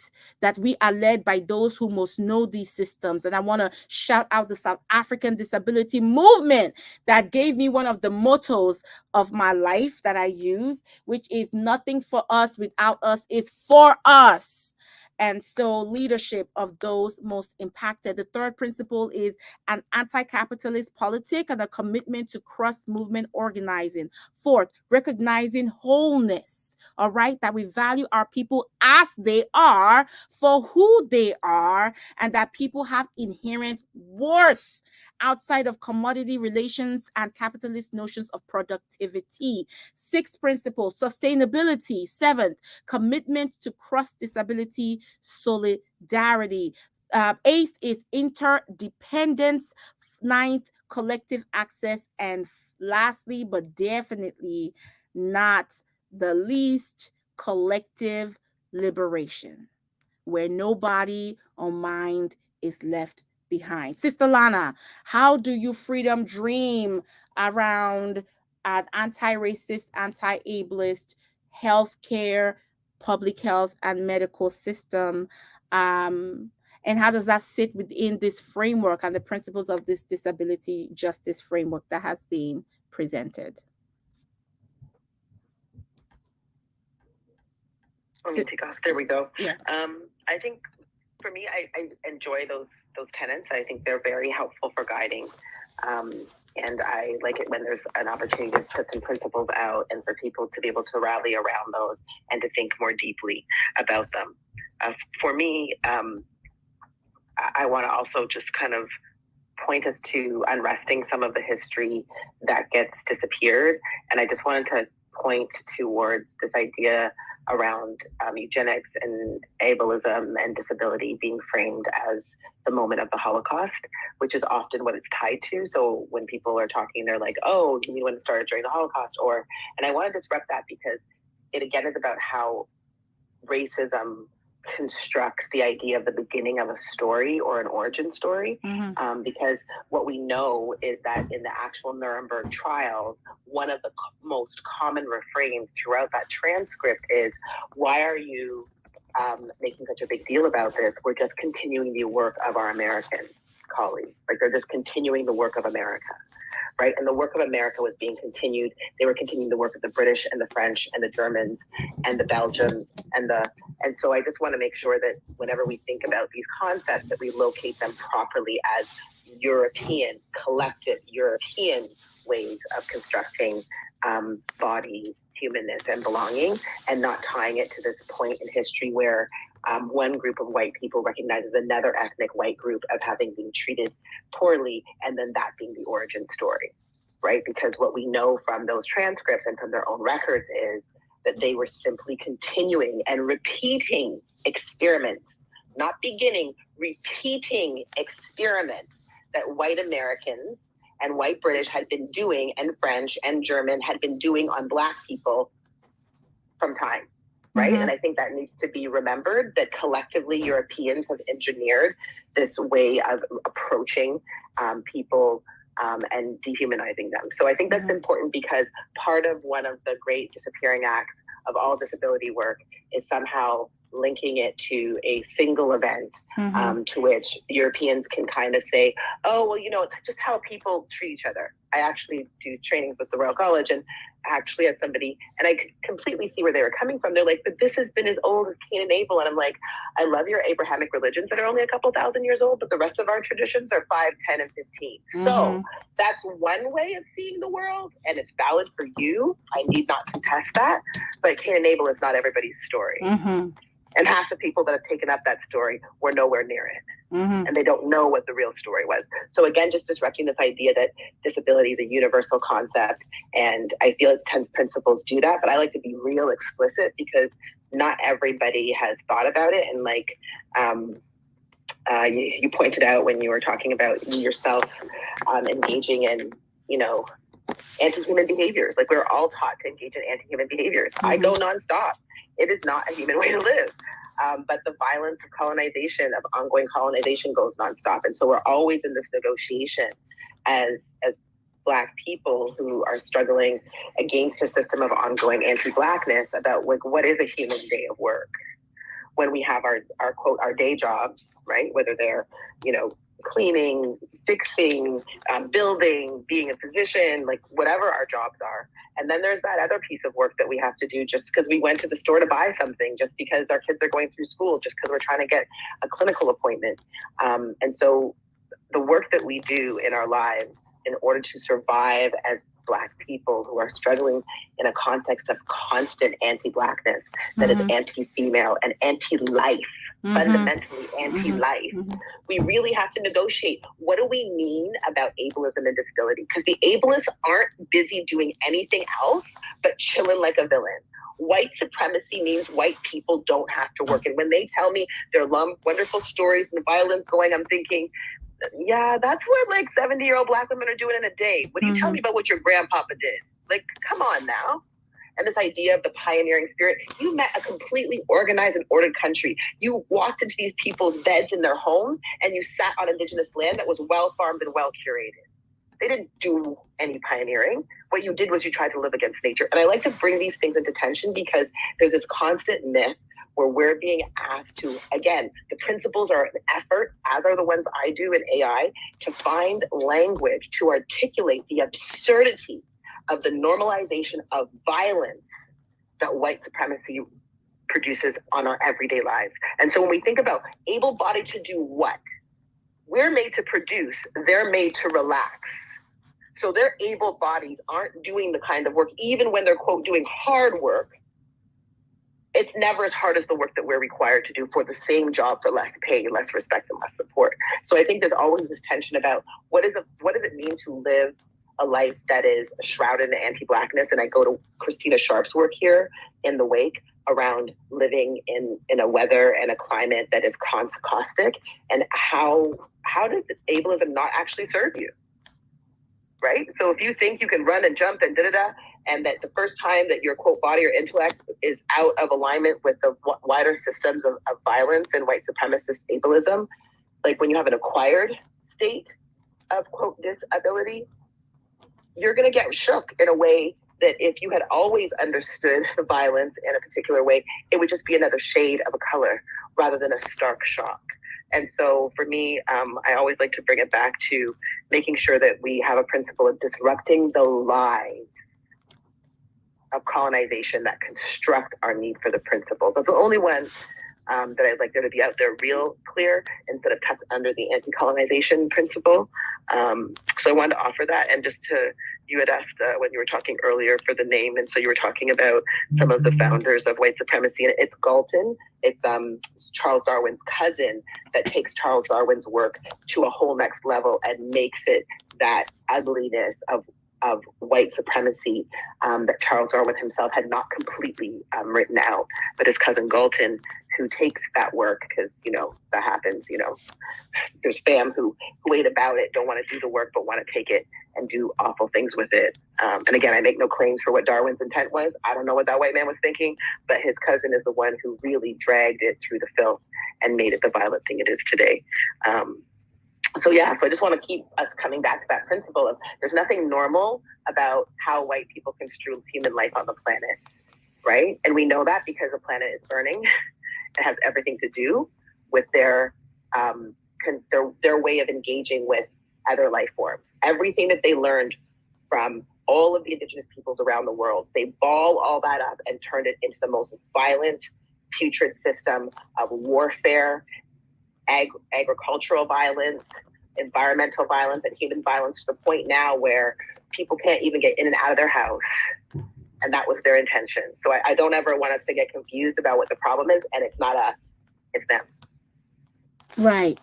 No, absolutely. And I just want to sort of reinforce that sense of, yeah, absolutely. And we're taking eugenics as an example, but we're not saying that this is an example, like a very clear cut, straightforward example of how anti-Blackness and ableism lives, but by no means is it the genesis, right? Or where it ended, right? Like it's ongoing, as Sister Lana likes to say, historical and ongoing. And that this is rooted in a certain sort of European way of life, like and of seeing the world and operating in the world, and interacting with themselves, that only just continued with us.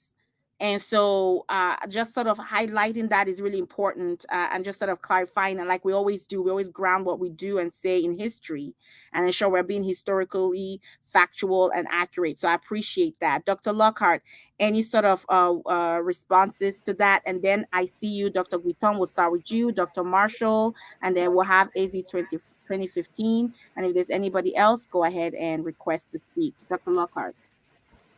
Yes, I don't know how you are having me follow Dr. Lana. She always drops so much knowledge. I just could listen to her for hours. And I'm calling you Dr. Lana because, I mean, you're a doctor in my book. So. Doctor before she started her PhD. Right. I mean, forget the dominant culture norm of having to go through all the stuff. The village says you're a doctor, you're a doctor. Yes, you're a doctor. So, I mean, so much of what she said resonated with me because oh no, there you go. Okay. This idea, about, what she said about, how is ableism helping you? I think so many things about, even white supremacism. I know that there's, dominant culture, white people often think that it's benefiting them. And the reality is that it benefits none of us. We are harmed the most, Black, Indigenous, and people of color. But again, when I think about ableism, the reason I don't like the word accommodation is because I think of like a solid structure in place, right? And when you are accommodating yourself into that space that's already planted, and who wants to do that? That's uncomfortable versus it was a disability conference that I was at Stanford does one, Stanford Medical Center does one every year. At least the past 2 years I've gone, it's virtual. And they talked about this idea of actually making spaces accessible. And from that, it's been my thought that we should be building organizations with the assumption that we will have various people of ability or have differences. Again, calling it disability is really a misnomer, but the varied abilities are coming into our organizations to work there, to interface there for services, whatever. And we don't do that. What we have done is created this idea that people who have different abilities, who are disabled, people with disabilities, need more. But what we've actually done is created systems that are accessible to people who don't have physical disabilities and neurocognitive disabilities. For example, if we remove the stairs and you needed to get to the second floor, people who don't have disabilities would find it very difficult to get to the second floor unless they were good at climbing. But as it stands, second floor, third floor, fourth floor without an elevator are accessible to people who can walk stairs, who are mobile with, if there's no elevator. So we build our structures with certain people in mind.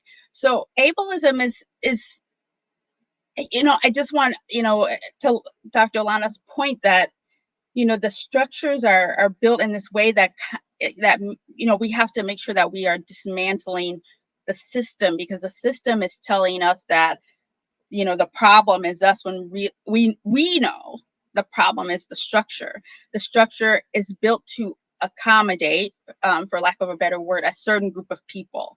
And those people are folks who can get as close as they can to cis, heterosexual, white, males, and the right type of white male, because this is what I'm like, it doesn't help everybody. If you become a white male who can't walk well, or a white male who has ADHD, you will get more than I get, but you won't get as much as the white male who doesn't have. So this is a system that harms everybody and disproportionately harms Black, Indigenous people of color, women, trans women. And so we have to recognize that the system is the problem. Your point about, not recognizing what, Black people have had to contend with. And when we get up in the morning, I came to that recognition after years and years of being in the healthcare system and feeling like the weakest link. And I literally said that I'm tired of being the weakest link. And then recognizing, I am contending with more and still a great doctor who struggles with charting than many of the people I practice with. I practiced with over the years, and it took a long time to be able to shift that framework in my mind. And so what it looks like for me, first of all, accommodating people is not the thing. No, I don't want to be accommodated. I want to go in a system that says, I want you here. And because I want you here, because you are valuable, not because of what you produce, not because of how quick you can be, not because you come in showing up like everybody else, because you come as you and what you uniquely bring. And healthcare is not that. And so whether that looks like creating our own spaces, or truly, I think I don't know that you can rebuild a system that's flawed, but getting to the top of these systems, I want to know what your leaders look like. I want people with disabilities leading organizations, because you can't make decisions for me and people like me if you don't live in the body that I live. So I want to see people with disabilities leading healthcare organizations, and I want organizations to really take the stance of, we want to build an institution that is accessible to, within reason, everyone we could imagine who comes here. And when there's a new, person that comes that we've never encountered, we will make space for that too. We want to demonstrate that we want you. We want to create an environment of belonging. And literally data shows that, if we want to just get scientific, that teams that are diverse in terms of having people of varying disabilities do better. So, when I hear, the eugenics that are going on, I'm like, what are we doing? Do we really realize what we're doing? We're self-selecting for, a nation of unproductive people in a healthy way, of people. Like, I just don't understand. Like, the data is clear. This is not the way to go. Like, we're heading towards doom. I don't really understand why number and research matters to them sometimes, but when it's about I do understand eliminating BIPOC people and what's considered not perfect, it doesn't matter. But I imagine institutions that we're leading and making decisions in a meaningful way that really is about belonging, creating belonging and space for the variations of the way people show up. And only when we truly can do that, and we're, again, by force, or I'm not sure how we do that, but we will not have a healthcare that can heal until we can have space for all of the ways that doctors, look and talk and practice. And so. Absolutely. Go ahead and mute. Absolutely. Yeah, I'm sure. Bodies and minds, for the different bodies and minds. And sometimes, and that's what I'm learning, I'm learning that even from looking through the resources that I've shared with you. That was one thing always learning. I always tell people, I'm going to be on earth for at least 150 years. Y'all are going to be hearing my loud voice for at least 150 years. Is the agreement I have with my creator. But every day I'm learning something. Every day I'm learning something. And so also being intentional about not just listening the different bodies and the diverse bodies we have, but the diverse minds. Again, reminding that a lot of disabilities are invisible. And so I appreciate everything you shared. And the other thing I'm thinking of too, Dr. Lockhart, is, you talk about how do we build this? And until we create and build our systems, our processes and procedures and policies and practices and culture, in a way that is built, has inbuilt accessibility for all as many, as diverse, I should say, bodies and minds, we wouldn't have the kind of healthcare that system we want, or the impact in the life quality of life of communities that we're looking for. And I really do think, and Dr. Lockhart and I are part of, by the way, another point of relationship, the Equity Matters Fellowship from the Accrediting Council of Graduate Medical Education, which is ACGME. And so every month we have these talks and sessions that we meet. And we recently had one on disability. And I remember one of the speakers saying this, and it really being affirmed within me, because again, I could apply my anti-racist lens to appreciating what she said, and I reframed it, but we were saying the same things. And essentially, it really comes down, until we see, and that goes to one of the principles in the disability justice framework, until we see the inherent value in bodies and minds that don't fit the stereotypical picture of what is, what Sister Lana says, the European, right, standard of what is normal or ideal. Until we see those bodies and minds as inherently valuable, or we will continue to have bullshit policies and practices and all these that are anti-life and anti-human. So with that, Sister Lana, I do see your hands, but let's hear from our guests, and then we'll sort of, we'll toggle back and forth, starting with Dr. Guiton. Dr. Guiton, welcome to the space as always. I hope you've had a fantastic week. Can't wait to hear what you have to offer. Sis, the mic is yours. Thank you so much. I'm just, this topic is dear to my heart because I got death threat from it from like 2019 because of some economist who I was working with, and basically wrote that sub-Saharan people have, low intelligence. And we're talking publication that was like just 2 years ago, right? Or 3 years ago, something like that. And I was like, I'm from Sub-Saharan Africa. I cannot work with somebody like this. I cannot be on the faculty of somebody like this, right? So, not to say we got a lot of support from the administration. They just let his emeritus status, flow by, and then he's gone, but he's still affiliated with the university because he is emeritus. But anyway, what I wanted to say is I'm so glad Sister Lana brought up the new eugenics, or and genomics and so on, because this is something that I think as scientists we really have to step up. And what I hate about the new eugenics in particular is that they prop themselves as, we are actually based in science, and the old eugenics, they were doing pseudoscience, and the reality is, yes, they may be they basically are hijacking the tools of current science, right, to achieve the same goals as old eugenics. And I think one of the problem is for us, again, as scientists, the molecular work, geneticists and whatnot, to really be vocal about that, to call out those studies that are using, like statistics and whatever to make points that are just not valid, like. And this prenatal screening and this genomic screening, all of that, at the end of the day, it is eugenics. It is to try to select, to enhance humanity, right?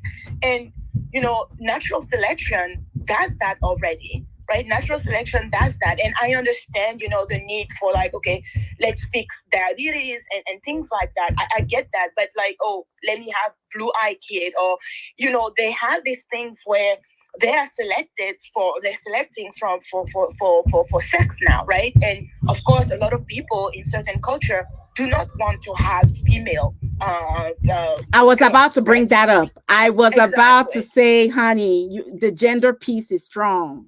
Exactly. And so I think there is this short-sightedness of where we are going with that, right? Because, what enhanced trait in one culture, what is considered enhanced trait in one culture may be bad in another. What is bad in one culture may be good in another. So we'll get to decide what an enhanced human looks like. And also, are we now, and I blame all this on education, right? Like, if people understood what eugenics actually means and what it is, they would think twice before saying, yeah, I want this embryo to be gone, I want to abort, right?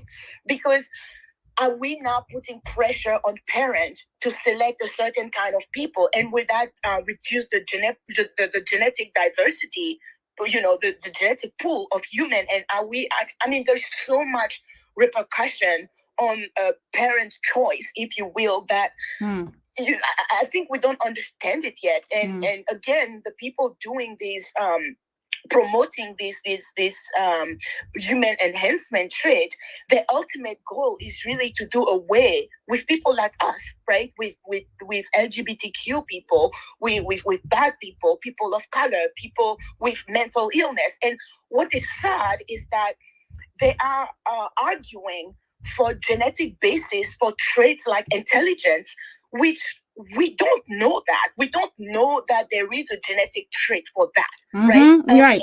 Right. And it is more complex than just your genetics. Exactly. And they've been trying to shove that down our throat, and it's a bit ridiculous. And my call is for, for people in the scientific field to really call out scientific racism. Yes. Because this is what it is. Scientific racism, in the end, is using the tools, right, of science, the legitimate tool of science, to legitimize things like eugenics, to legitimize things that harm people of color and minoritized people. And so I'm gonna land soon, but I just had so many thoughts when you all were talking, and it's sickening, right? To have the scientific community just be quiet about it. Because when you look at the history of eugenics, at first it's like, oh, it was a French science.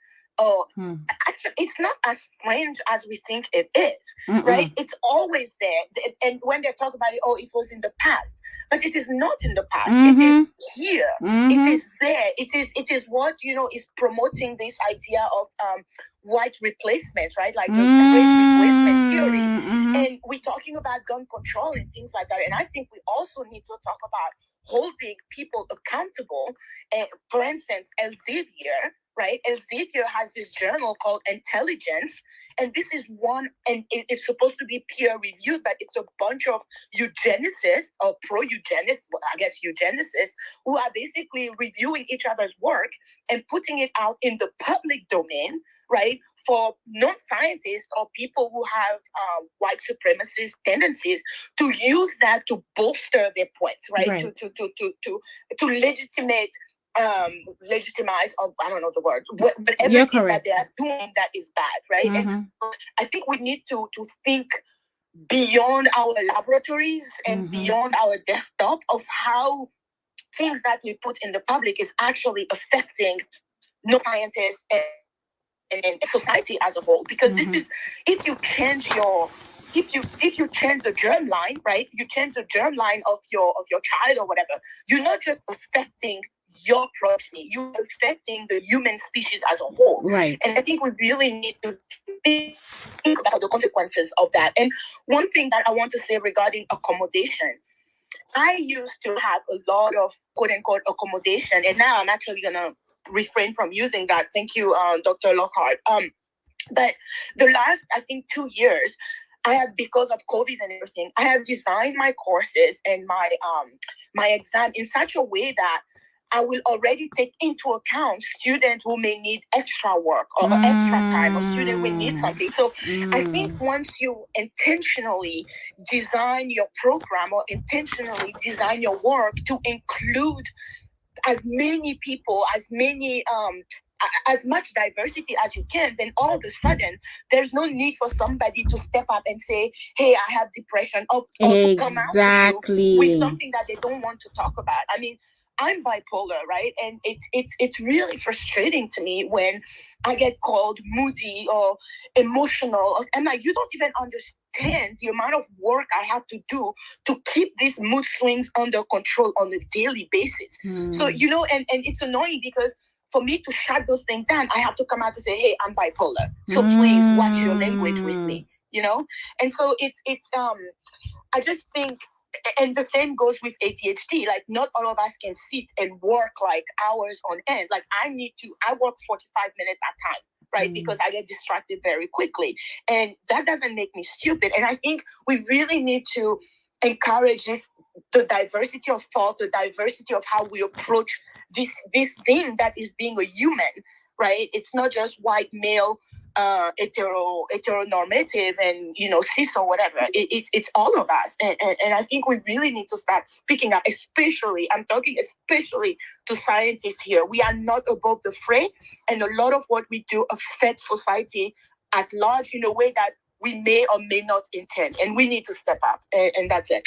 Thank you. Oh my God, as always, bringing the fire. I want to, first of all, because I want to have because Sister Lana had her hand up, so I want her to respond first, and then Dr. Lockhart, I'm sure you have a lot to that really gelled with you, that really sat with you there. And then we will move to, just to give you the order, Dr. Marshall, then we have Ezzy 2015, and Miss Spade.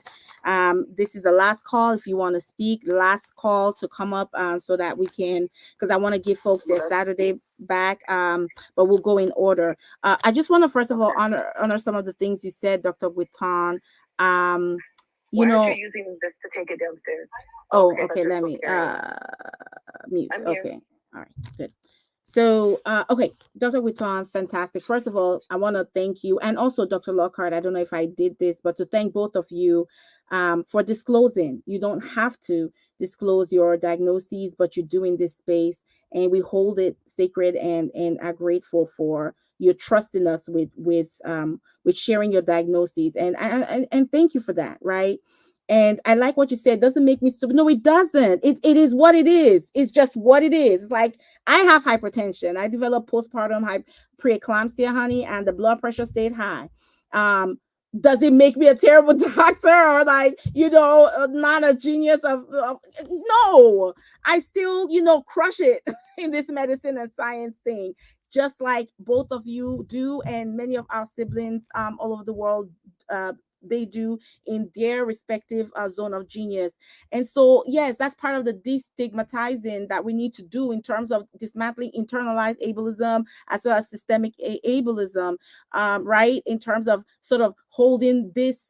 When our minds work differently than the way society says they're supposed to work, suddenly we're broken. Like Dr. Lockhart was saying, something's wrong with us. No, it isn't. So I appreciate you like saying that, and many of us still carry that. And I hope that this is work we will all do on ourselves, myself included, as we move forward and grow. So I want to name that. The second thing is, I love what you said, and giving an example of what each of us can do, because from our AMART roundtables, we always want to make sure that folks leave with something they can do. You can do in your kitchen. All right. If you have a kitchen, again, not to assume, or if you are a congressperson in Congress, okay, in freaking the United Nations, whatever, you're in your church, in your mosque, in your temple, in your gym, on the street with your neighbor, like, we all can do one thing.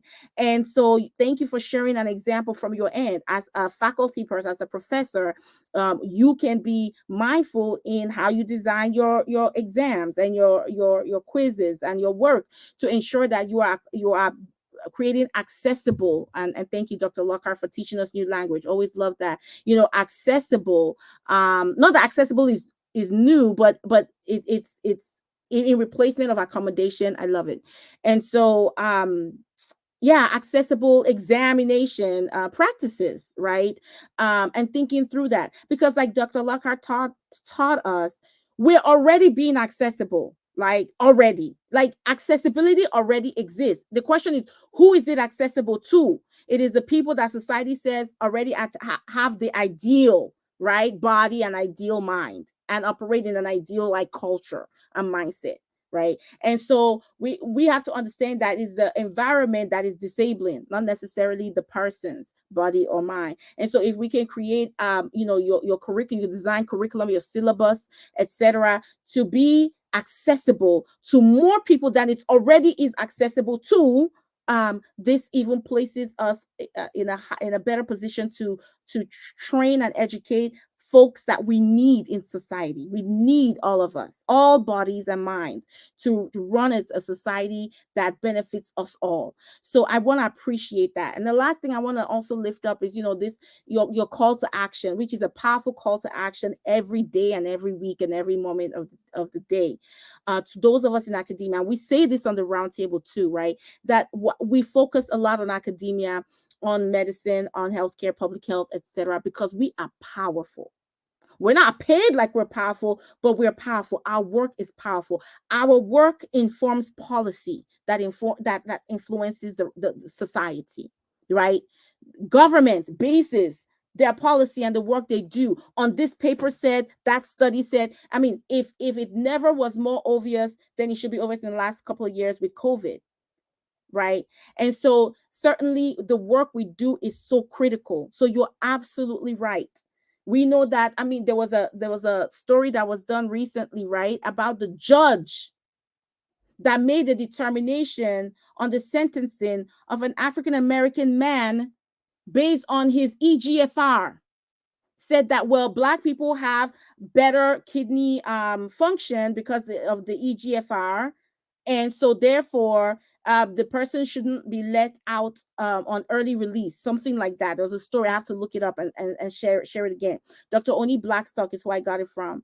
She tweeted it out. If anybody knows it, please go ahead and tweet it out and tag me so I can add it to the Jumbotron, or DM it to me. But in any event, and so it impacted that man's sentencing based on the scientifically and medical racist practice of race correction. We know that, the idea of Black criminality was codified in the social sciences as science. So, yes, that is why we hold these spaces, because, honey, our work is critical. It informs life, and our responsibility, therefore, is like it is endless.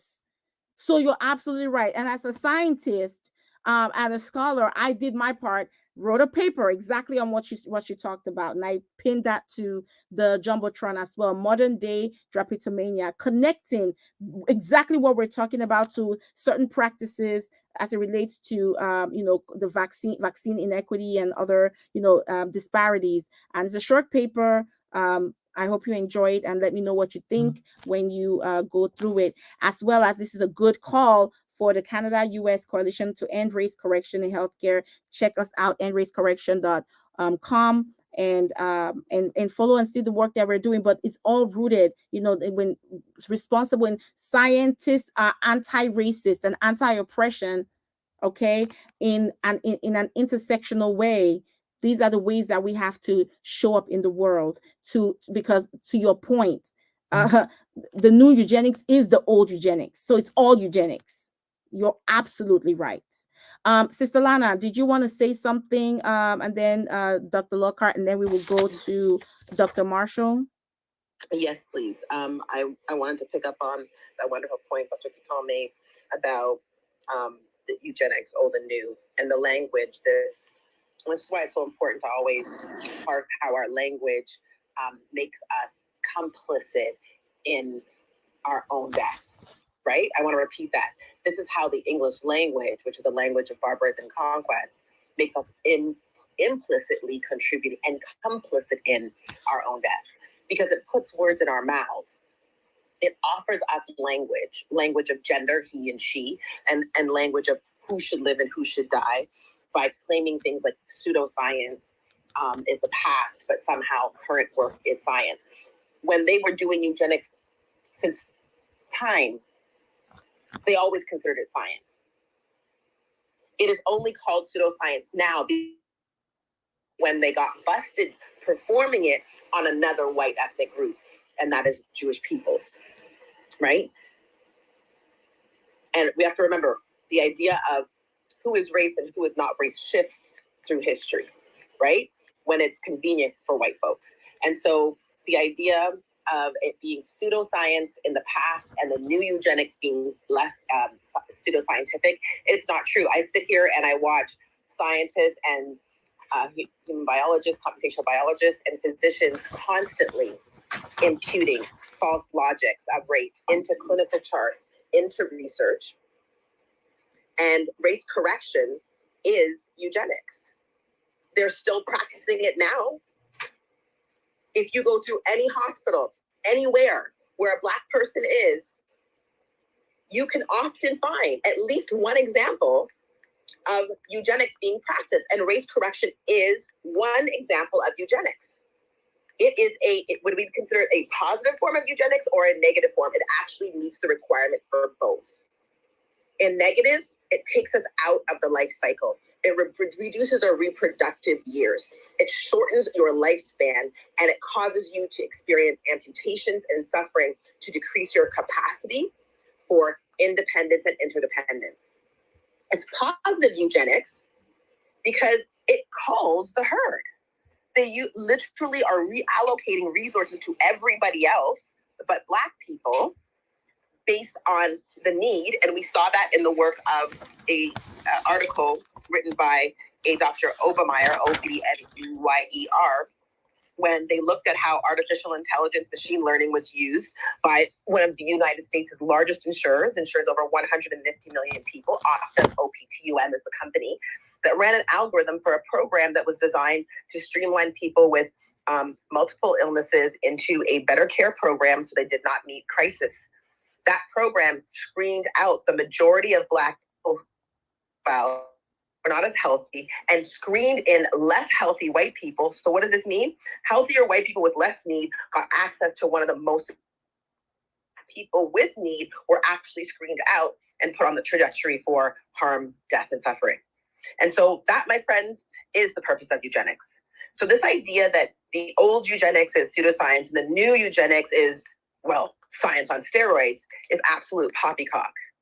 And we know that because that article in and of itself is actually positioned as a machine learning AI oops, a decision support oops. It's not an oops. It's what all of them do. That's why regardless of whether I'm read as one way or another. It doesn't matter how many hours of sleep I need. This is why many of us are struggling. And that's why the language of accommodation is also so violent and disgusting. Because the rest of these mugs don't have to change the world in order to live in it. They don't have to change the world in order to live in it. That becomes our job.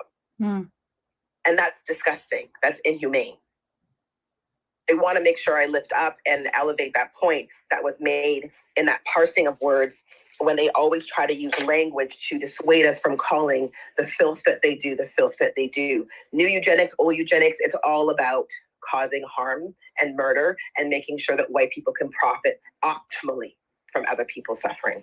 And I put white people, remember, I don't care if you're brown, I don't care if you're black, if you're using white logics, you're becoming a proxy for white people. Y'all in the same category. I don't business.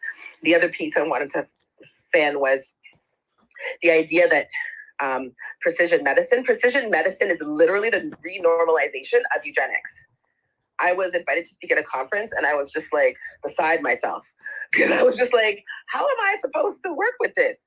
Precision science is eugenics. They sell it to you all dressed up, but the language is no different than the language of, quote, the old eugenics. Precision medicine is the idea that we're going to look at your genetic code.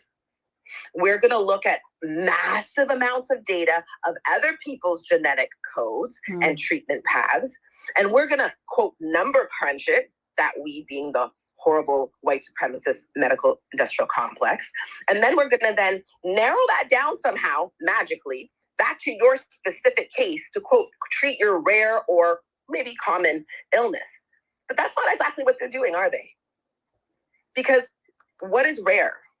Those rare diseases are almost 99% diseases that white people suffer from. Because majority of the world that they've colonized, murdered, killed, and made disabled through colonization haven't even had the opportunity to catalog the harm that's been done to them environmentally and genetically. And the other thing is, we have no evidence that genes are the majority of the problem. We do have evidence, however, that the majority of the problems, including diabetes, is a result of how colonization and humans live. That part.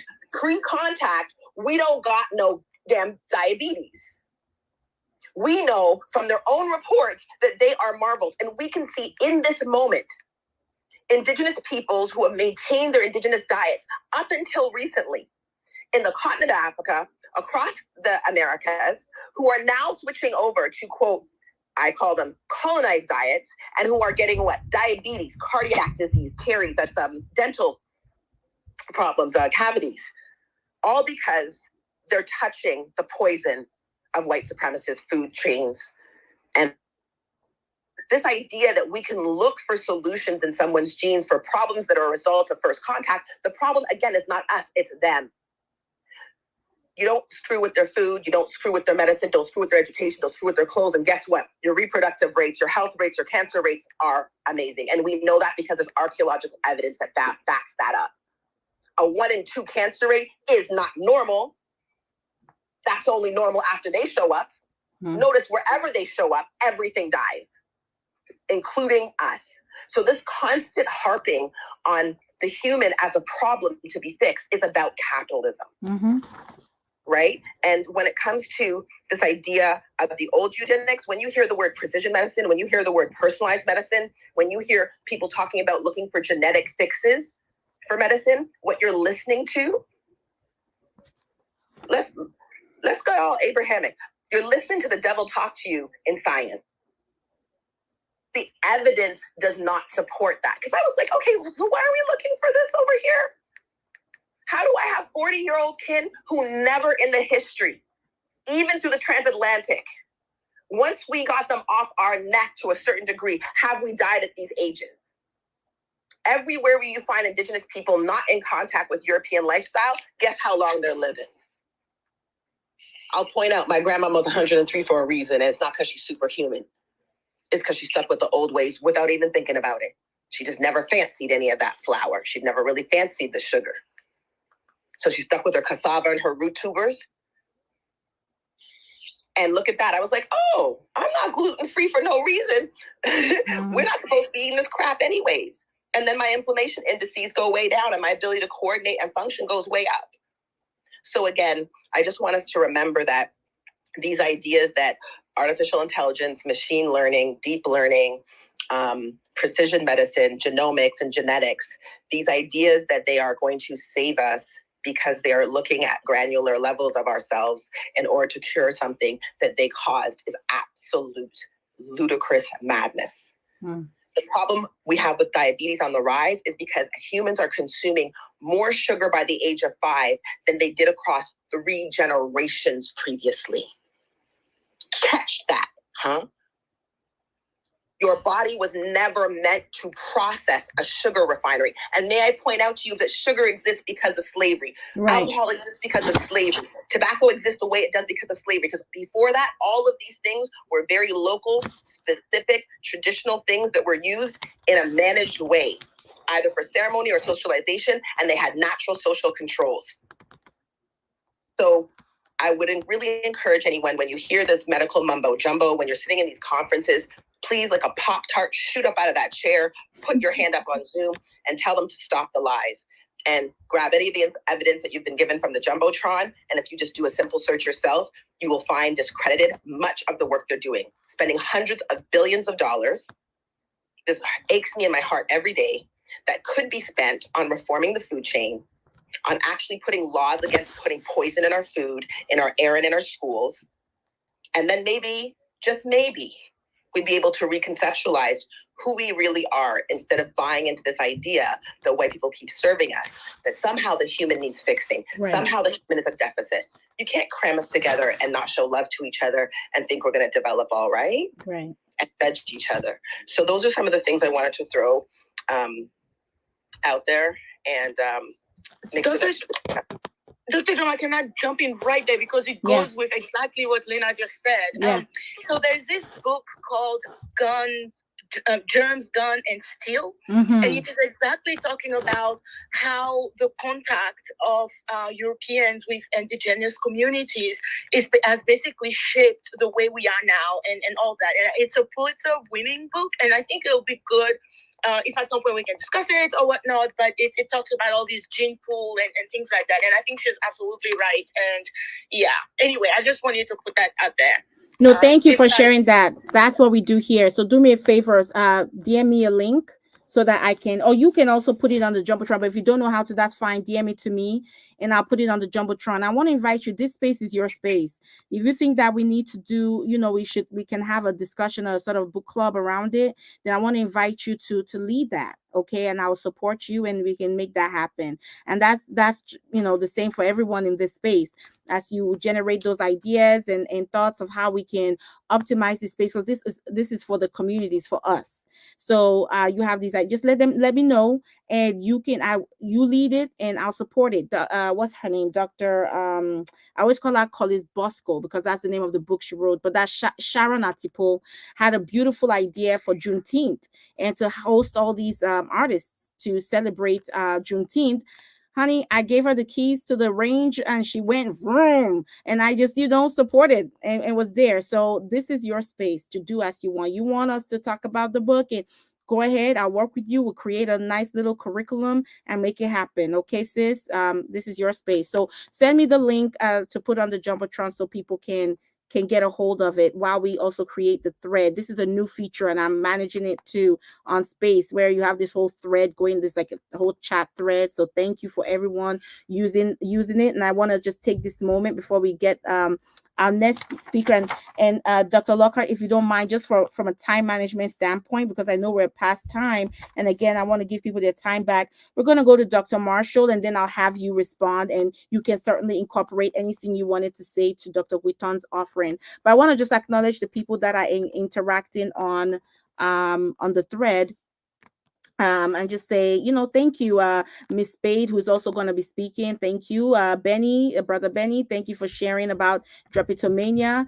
And I think that's a lot of it. And of course, Ezzy 2015, who will also be speaking too. Thank you, Dr. Safo, for, just sort of reacting to the conversation there. And and Ezzy 2015 said something interesting. She said, so slave owners said that a Black person running away from slavery is considered a quote unquote disability, and then to quote unquote cure it, they gave them an actual disability by cutting off their toes. Exactly, make it make sense. You know, in what world does white supremacy make sense, right?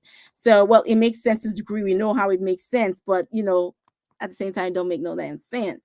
So with that, Dr. Marshall, as always, is a pleasure, and so glad to see your beautiful face on the emoji, and then also, you know, hear your wonderful voice. And I know that you have been recovering, and really taking care of yourself. So how are you, first of all? How are you feeling? Thank you for being here, and how are you feeling, Dr. Marshall? Good afternoon. Can everyone hear me okay? We can hear you just fine. Great. I am feeling much better today. For those of you who aren't aware, I fell on Tuesday, primary day. And thankfully, no broken bones, no fractures, no internal bleeding, just a whole lot of soreness that's going away day by day. I'm really happy that I was able to tune in to the space today.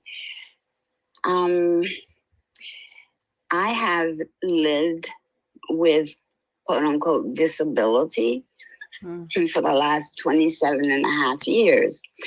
For those of you who I came into your world, you came into mine when I joined Twitter. And for those who know I had this major surgery 5 months ago, may think that my illness and recovery is from that. While that is the most recent thing, I made some notes here, so I'm just going to read a little bit of what I made based on the speakers that I was able to hear. What I have is a neurological, invisible, nuanced illness. It's called dystonia or dysphonia and blepharospasm. The dystonia aspect, and the blepharospasm for that matter, the dystonia means that my voice, the voice that you hear right now, was different from the voice I woke up with, different from the voice I had on Tuesday. Essentially, every 3 months for the last 27 and a half years, I've gotten injections of Botox into my vocal cords just so that I could speak. I've also gotten injections of Botox around my eyes for blepharospasm so that I could control opening and closing my eyes. Now, these conditions came as a result of a head-on collision. Unfortunately, on a college campus, I would never have expected that to happen, but I was the featured speaker for an event that I never made because I was hit head on. The car I was being driven in was hit head on. I spent a week in ICU with a collapsed lung. Oh my God. I'm going to try to make this really, really short, but I thought that was all that was wrong with me. One of the things I heard someone mention, I don't know who it was, but it talked about constant movement. As far as I knew, there was no time to take a break. I had just gotten my master's of philosophy because I was I had actually finished writing my dissertation. If there's anyone in here who's thinking about going and writing a dissertation, going for a doctorate, my advice is start writing it the first day of class, no matter what the class is. So every paper I wrote the entire time I was in graduate school had something to do with what I ultimately planned to write my dissertation on. That accident caused me 3 years of delay. I didn't even know that I had a problem. I thought it was just my lungs. The way I learned I had a problem was I went back to tell my students to let them see me physically because I hadn't allowed them, to visit my home or anything. Hey, I'm okay. And they kept saying, but Dr. Marshall, something is wrong with you. And I'm like, what are they talking about? I look good today. I dress really nice today. I thought I had it. But they kept telling me that. And after 200 students tell you that over 5 hours, because I saw all of my classes, you need to kind of think maybe there's something wrong. Bottom line is, when I went to see the pulmonologist, at first he said there's nothing wrong. Then he said, your students are right. You close your eyes when you talk. I didn't know I was blinking that fast. And you're struggling to speak. Well, that seemed natural to me. After all, my lung did collapse. Fast forward, it took another 9 months to diagnose that I had blepharospasm and dysphonia. When the diagnosis was made, that is where I'm realizing now. I kind of knew it then, but as we were talking about anti-Blackness, it was made very clear to me, because the doctor who did the diagnosis said to his resident, Miss Marshall is very different. She's exceptional. So, of course, I leaned in. I wanted to know how different and exceptional I was. I mean, after all, I thought I was exceptional anyway, without the accident. Right. But I was different and exceptional in his mind because dysphonia and blepharospasm, according to him, was something that only Sephardic Jews got. And clearly I was not a Sephardic Jew. And he went on to talk about where Israel was located. And I'm saying to myself, he needs a geography lesson. But let me listen. So I continued to listen. It was still, as I said, that took 9 months because I had to see so many specialists. I did not live in New York at the time. I lived in New Jersey. Ultimately, what I learned was New York was the only state on the East Coast in 1995 that could treat my illness. And I had 3 options. One, they could plant something in my brain that would control the spasms. I'm like, nah, not happening. Or they could take out my vocal cords. I'm like, no, that's not happening either. And they suggested several tranquilizing medications, which I tried, but that didn't work. I'm able to talk now because of the injections, but for a good 10 years, even with the injections, it was trial and error because they have to test the strength of the vocal cord and test the strength of the eyes to know how much of the Botox I need. What that did for my career was brought it to a screeching halt. Because since my voice didn't last very long, I could no longer teach. And my white counterparts, my colleagues, were not kind in that another faculty member had a massive stroke, had been out for 2 years. When he came back, there was all this support. I didn't get that. In fact, I got a phone call while I'm in the ICU telling me that they were going to fire me. No, I'm like, no way. That's a whole other story. But I want to stick to this right now because this space right now, you are all the most Black people of color that I have told this story to at one time in 27 and a half years. In 27 and a half years, I have not seen more than 5 people who look like me or even close to me at the movement disorders unit where I go.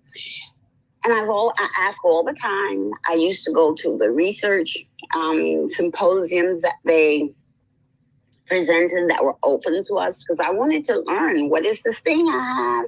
What's the research? What do they say? I like research. I did all of that.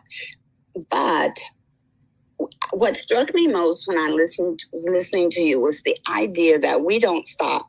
That is, as Blacks, as women, this is what I did. I finished my doctorate. At the same time that I finished my doctorate, my mom was dying. I moved from New Jersey to New York, put all my life in storage, spent the next 3.5 years helping my mom. Actually spent 14 years as a volunteer at a nursing home because I wanted to be there to make sure that my mom, my aunt, my brother did not suffer. And since I couldn't work, this was a good place for me to spend time, see what it was all about. I finished my doctorate. I was the only Black female graduating from the graduate school that year with a PhD. I was blessed to have an all-female Black dissertation committee. They tell me I made history in New Jersey and at my school because that had never happened before. I wasn't interested in making history. I was just interested in getting my doctorate before my mom passed. I wanted her to be present. And I wanted to be able to spend time with her, which is why I moved. I never even thought about what was happening with me, but I did continue to get my injections. I still do. I still deal with the speech and with the vision. But I've also gone on and helped research some movies that made, that won lots of awards. But my point here is that I realized too that there has been a lot of anti-Blackness throughout these 27.5 years. And I've experienced it most recently when I'm going for pancreatic surgery. Thank goodness my tumor was benign, no cancer. But at one point, one doctor, he's talking to me and he doesn't want to give me the opportunity to finish my sentences.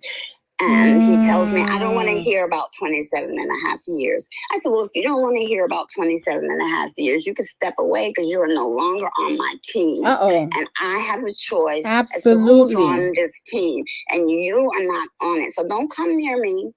No, I don't want to hear anything you have to say because those 27.5 years have a lot to do with who I am. With how I got here. Absolutely. That's right. So, that's why we start with history of present illness. And if it's 27.5, 100, or a day, it is absolutely relevant. Dr. Marshall, I want to just kind of, pause here so that we can move on with the time. But I want to appreciate you for sharing your story because you bring it to life as you always do, Dr. Marshall. And I really appreciate that. I don't mean to interrupt you, but I was actually finished there. Okay, good. At that point is when I was done. And I was so happy to hear the discussion about ableism because I never think of myself as disabled. Yet the things I can't do, but my life had to go on and it continues to go on. And I'm so appreciative of the conversation in this space today. Thank you. Thank you. Thank you so much, Dr. Marshall. Absolutely. And I mean, there's so much in your stories. Your story, I know I'm going to be sitting with it for a long time, from the hidden cost, not so hidden, but hidden costs of disability. The fact that you as a fantastic, a genius, a friend, a super, like you said, extraordinary, outstanding, exemplary scholar that had to then prematurely end her career. That part really touched me. And then the part around as we said before, if the creator tarries, all of us are going to be in a position. You just don't know. It's like it's a split-second accident, like you said. It is waking up with half your face paralyzed from Bell's palsy because of a cold you had 2 weeks ago. Okay, it is getting Lyme. You went walking in the woods, a tick gets on you. You have Lyme disease, and it goes to your heart. I mean, Lord, no, all of us. And so this sense of that you could be in the prime of your life and something happens. You could wake up one morning and you just have no energy to leave the bed, and you just don't leave the bed for the next 2-3 weeks. And then it's like a major depressive disorder. I mean, it's just all of us. This is something that touches us all, and your story just highlights that. And then the disparate treatment you experienced, where another white gentleman comes back from having a stroke, which itself is disabling, and receives a whole different, treatment. And that piece there again, how ableism and anti-blackness and also misogyny, right? Sexism also interferes. But I also just love that empowerment that you had to say, listen, your doctors and members of your healthcare team, like I always say, my patient is the CEO of their life, their bodies. I tell them, you are the chief executive officer of Johnson Incorporated, if it's a Mr. Johnson or Miss Johnson. I'm like, Miss Johnson, you are the CEO of Johnson Incorporated, and I am the CMO. I'm the chief medical officer, but I work for you. We work together under your executive leadership. So ultimately, you have every right to be like, well, you are off the team. Sir, if you don't want to listen to literally the history of present illness, which is what we call our history taking, to understand the present illness and devise the appropriate treatment plan with you, then I'm sorry, you're off my team. Because the 27 and a half years informs what, like, me being sitting in front of you. And like we always say, and I don't know what medical school that individual went to, but I know I learned and I teach, my medical students and residents, 80%, and Dr. Lockhart, you back me up here, 80% of your diagnosis is made in history and physical. If you do a good history and a good physical exam, you barely need that CAT scan, X-ray, blood test, all of that. All those are just confirmatory tests.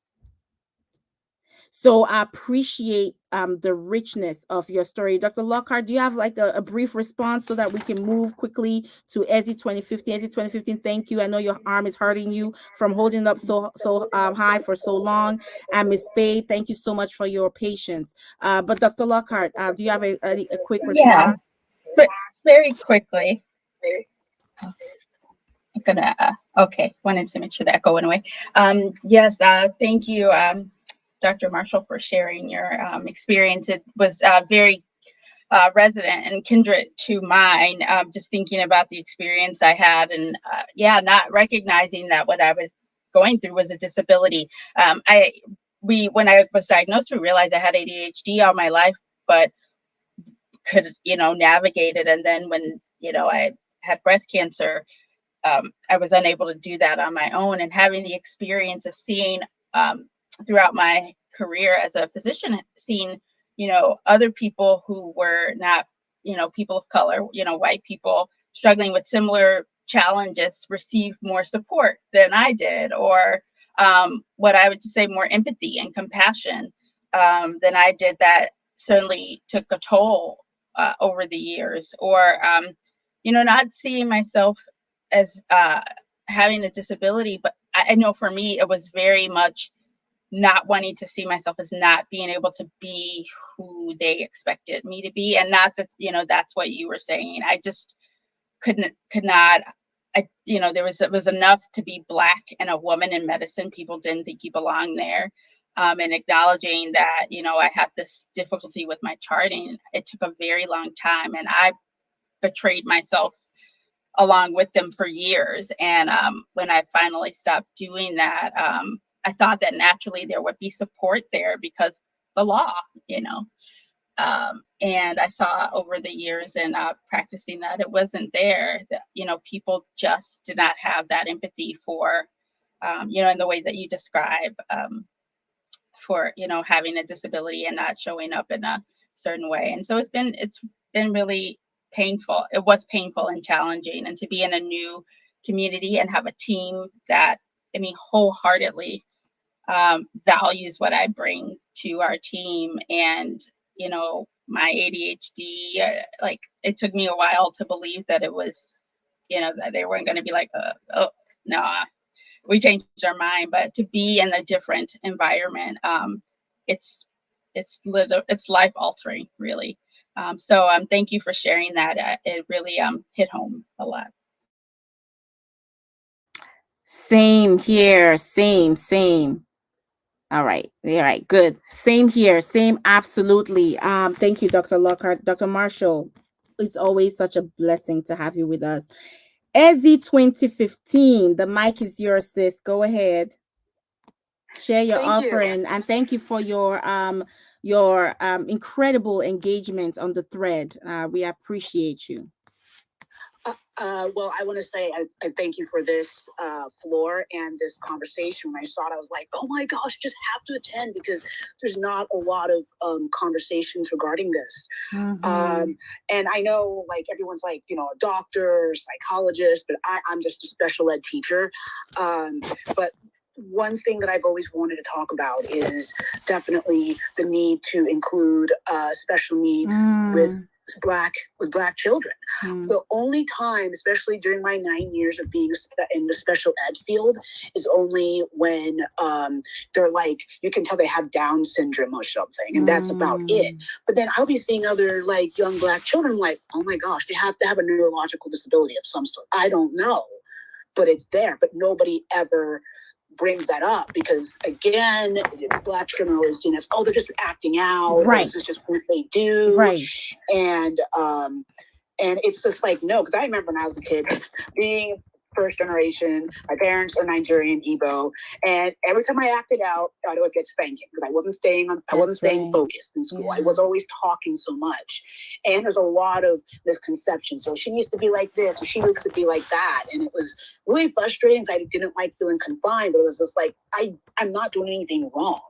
And I see it in these Black children, I'm like, oh my God, they're like me. I see these kids where they're always just, you turn around, they're doing something else. And there's not, because in the history, especially in the early days of special education, which is still relatively a new practice that happened in the 1970s, it was just, that we don't want to include them in because we don't want them to think we're racist. And it's like, but at the same time, then you have to still put your racial bias aside and see that child for what they are, because they are in need of those services. As I put down, I didn't get diagnosed till I was 33. And it was only because I was working in the field. I was in the program, and even in the special ed programs, there's not a lot of Black people in there. There isn't. And it was only there that I was able to be like, oh my gosh, that's me. Like, I recognize that I had to do a lot of footwork because there's not a lot of talk about it in there, because again, like we've been talking about that intersectionality between Blacks being Black and being disabled, it was considered, oh, you weren't good enough. Right. You weren't this. Exactly. I'm still having an argument with my mom regarding my ADHD. And I'm like, Mom, I'm not saying this for you to feel sorry for me. I don't need pity. I know something that works for me. Like, I need to write things down. I need to be organized. I need you to help me, tell me what you need. Right. So, because I can't tell, because I get distracted or I get hyper focused on something. So if we did that, maybe then Black parents wouldn't have to feel ashamed of having their kid being checked out for ADHD, because that would have saved me 33 years of my life. Oh gosh. I remember when I started working out as a busser, and because the busing tables would always get mixed around, I come in from school, and I'm like, oh my gosh, I don't know where the tables are. The only way I could remember it is by having a map. But because having the map layout was considered a newbie thing, I could not remember it. And there's that shame of, oh my God, you don't know how to do it. Just because my brain needed that. And there was much more focus on, you should know how to do this, because either you either are done or you're a newbie, and you're not one of those things. And I know that's, now that Dr. Kerri brought that up, yes, accommodation is wrong, because we're always assuming there's only one way to do something. Right. If it's not approved by the majority who's in power, then it's not considered accommodation. It's considered a retardation of something. And it's not. If it works for that person, it works for that person. When I was a kid, counting with your fingers was considered, oh, you were dumb. But nowadays, we're finally accepting that counting your fingers, you need that. We're starting to accept that people are visual learners, are kinesthetic learners. We're starting to accept that the people have different ways of learning, and it shouldn't have to be labeled as accommodation. It's just, if it works for them, it works for them. It should not be based on the dominant culture's way of seeing things, or because it worked for me, or it didn't work for me, therefore, it should. It's like you were saying, Doctor, life is not a one size fits all. That's and we right. shouldn't have to wait until like it happened. That's how special education started in the first place. It was the save face for those who were rich. Because imagine telling Black people their whole lives, oh, because you don't know how to read, you're dumb. When you've been keeping things away from people, they're not dumb. If you've been keeping things away from them, that's nothing to do with lack of intellect. You just kept them from having those resources. And now that their own children are being seen as disabled, now they want to make things that work for them. And now that, and I get there's that fear of, as Black people, we want to, but we still should. My mom was scared, but I was like, I can't, because if I don't, it's going to impact me already. And being a Black woman, if I say something, like for me speaking out, that's also part of my ADHD, as well as it's part of my personality. I don't like nonsense. I do not have time for foolishness. And it's like, but, oh no, you can't, because you don't want people. If I don't do it, then I look worse. And that's why I would like kids to get seen by psychiatrists. That's why we should have that. We should have more Black psychiatrists, Black doctors, so that it will hopefully give Black families, because it is hard. I have to navigate through people who may not see how my Blackness, me being a first generation, and how all of that has impacted the way I view myself, how I view the world, how I function.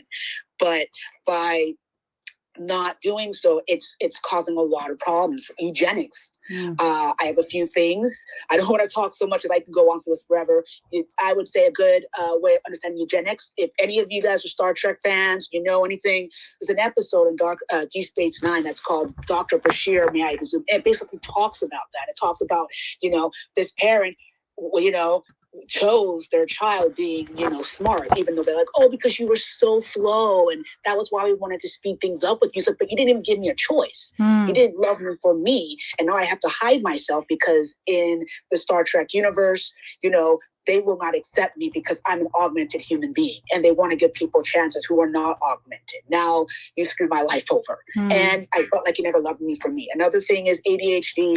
Another one is called the disruptors, that talk about even children with ADHD, which is a great way to understand how ADHD works. And another one is mental illnesses, mysteries of mental illness. They talk about the same disease about Black people, black slaves that ran away from slavery. I didn't know that was a thing. I was like, for real? So it's sadly a lot of the things that are named, kind of named like, oh, well, you're going against the grain. Now there's something wrong with you, whereas you genuinely do have a disability, but it's just based on the dominant culture. Right. Sadly, they say it's the white culture, but it is, and it's not fair. Like how you shouldn't clean your chicken. It's like, well, in our culture, that's just how I know you clean your chicken. That's just what I know. And it shouldn't be based because the dominant culture said so. It's like you have to consider other people's cultures.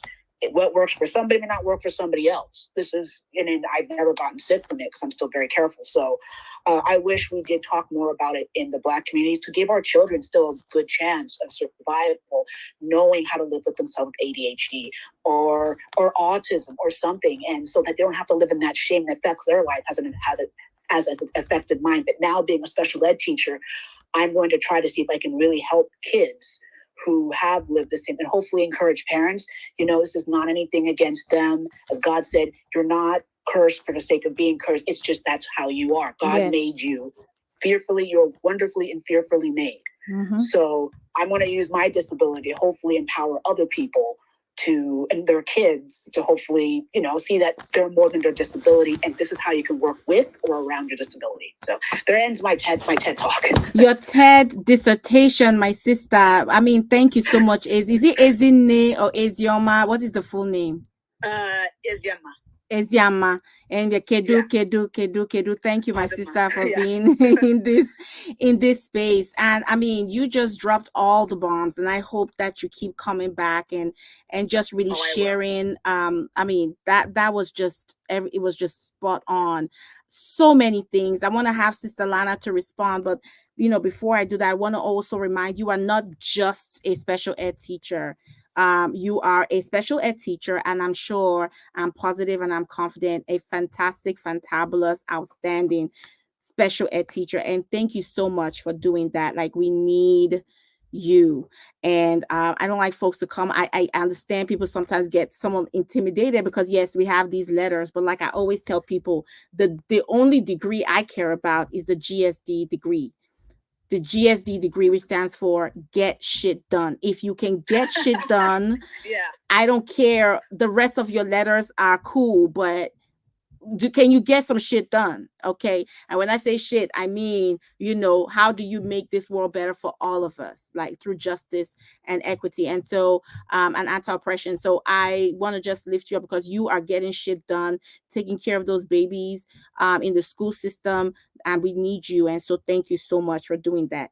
I also want to thank you for naming again, if we were to unpack all the pieces of this conversation that need to be unpacked, we will be here till Christmas, right? But the piece around the cultural piece and the shame within our community and the inheritance, right? Of, again, this is all within this basket of white supremacism, because there is a heritage of a heritage or an inheritance of shame and ability that was, again, inherited from colonialism, imperialism, white supremacy, of what set the standard of how we ought to be.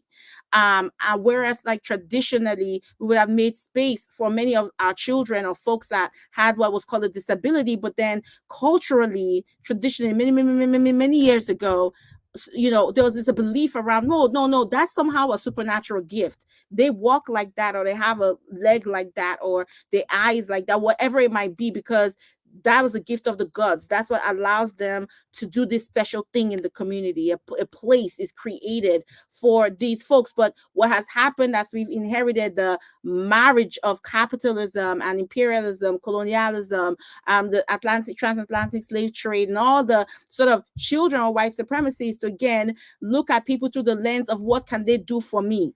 What can they produce in a way that will make us be a preferred member of society, where we have access to power and resources and money and influence, etc., etc. And if this child can do that for me, child gotta go.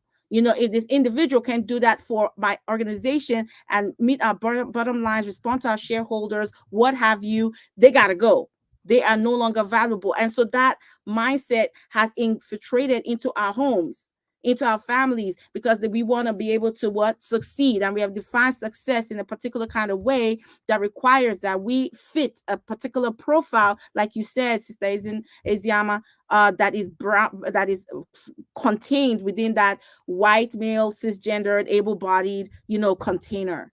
So how do we, as part of our anti-racist work that like we talk about here on the roundtable, revolution begins within first, before we externalize it. How do we work and uproot our internalized, anti-Blackness and anti-oppression that also includes anti-ableism, the ways that we've conceptualized what is the ideal for us and for our family members, and removing that shame, seeing the inherent value in our people, our children, our partners, our parents, etc., our community members, as they are, how they are, right? Regardless of all the other pieces. So you are 100% spot on.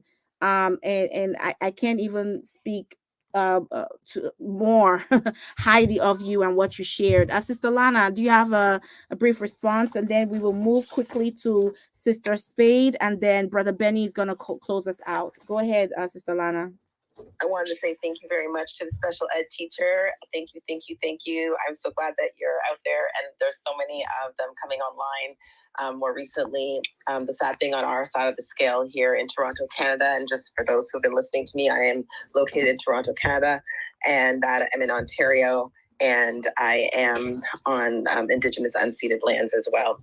And so that's so important, what you talked about. And part of what I've been trying to grapple with myself is the ways in which we have to tarry and to work through these struggles. And I remember when my father said to me, because they were writing things on my reports, and teachers were talking about me in hushed tones. And my dad said, I just want to make something clear to you, Miss Lady. So you say Miss Lady. No matter what these white people are cooking up, I don't care what it is. We did not make you to have only a broom in your hand. Figure it out. They're saying you can't do this. They're saying you can't do that. They're saying you can't do this. And I was boiling inside. I was boiling inside because I knew that they were lying on me, meaning the teachers. And I was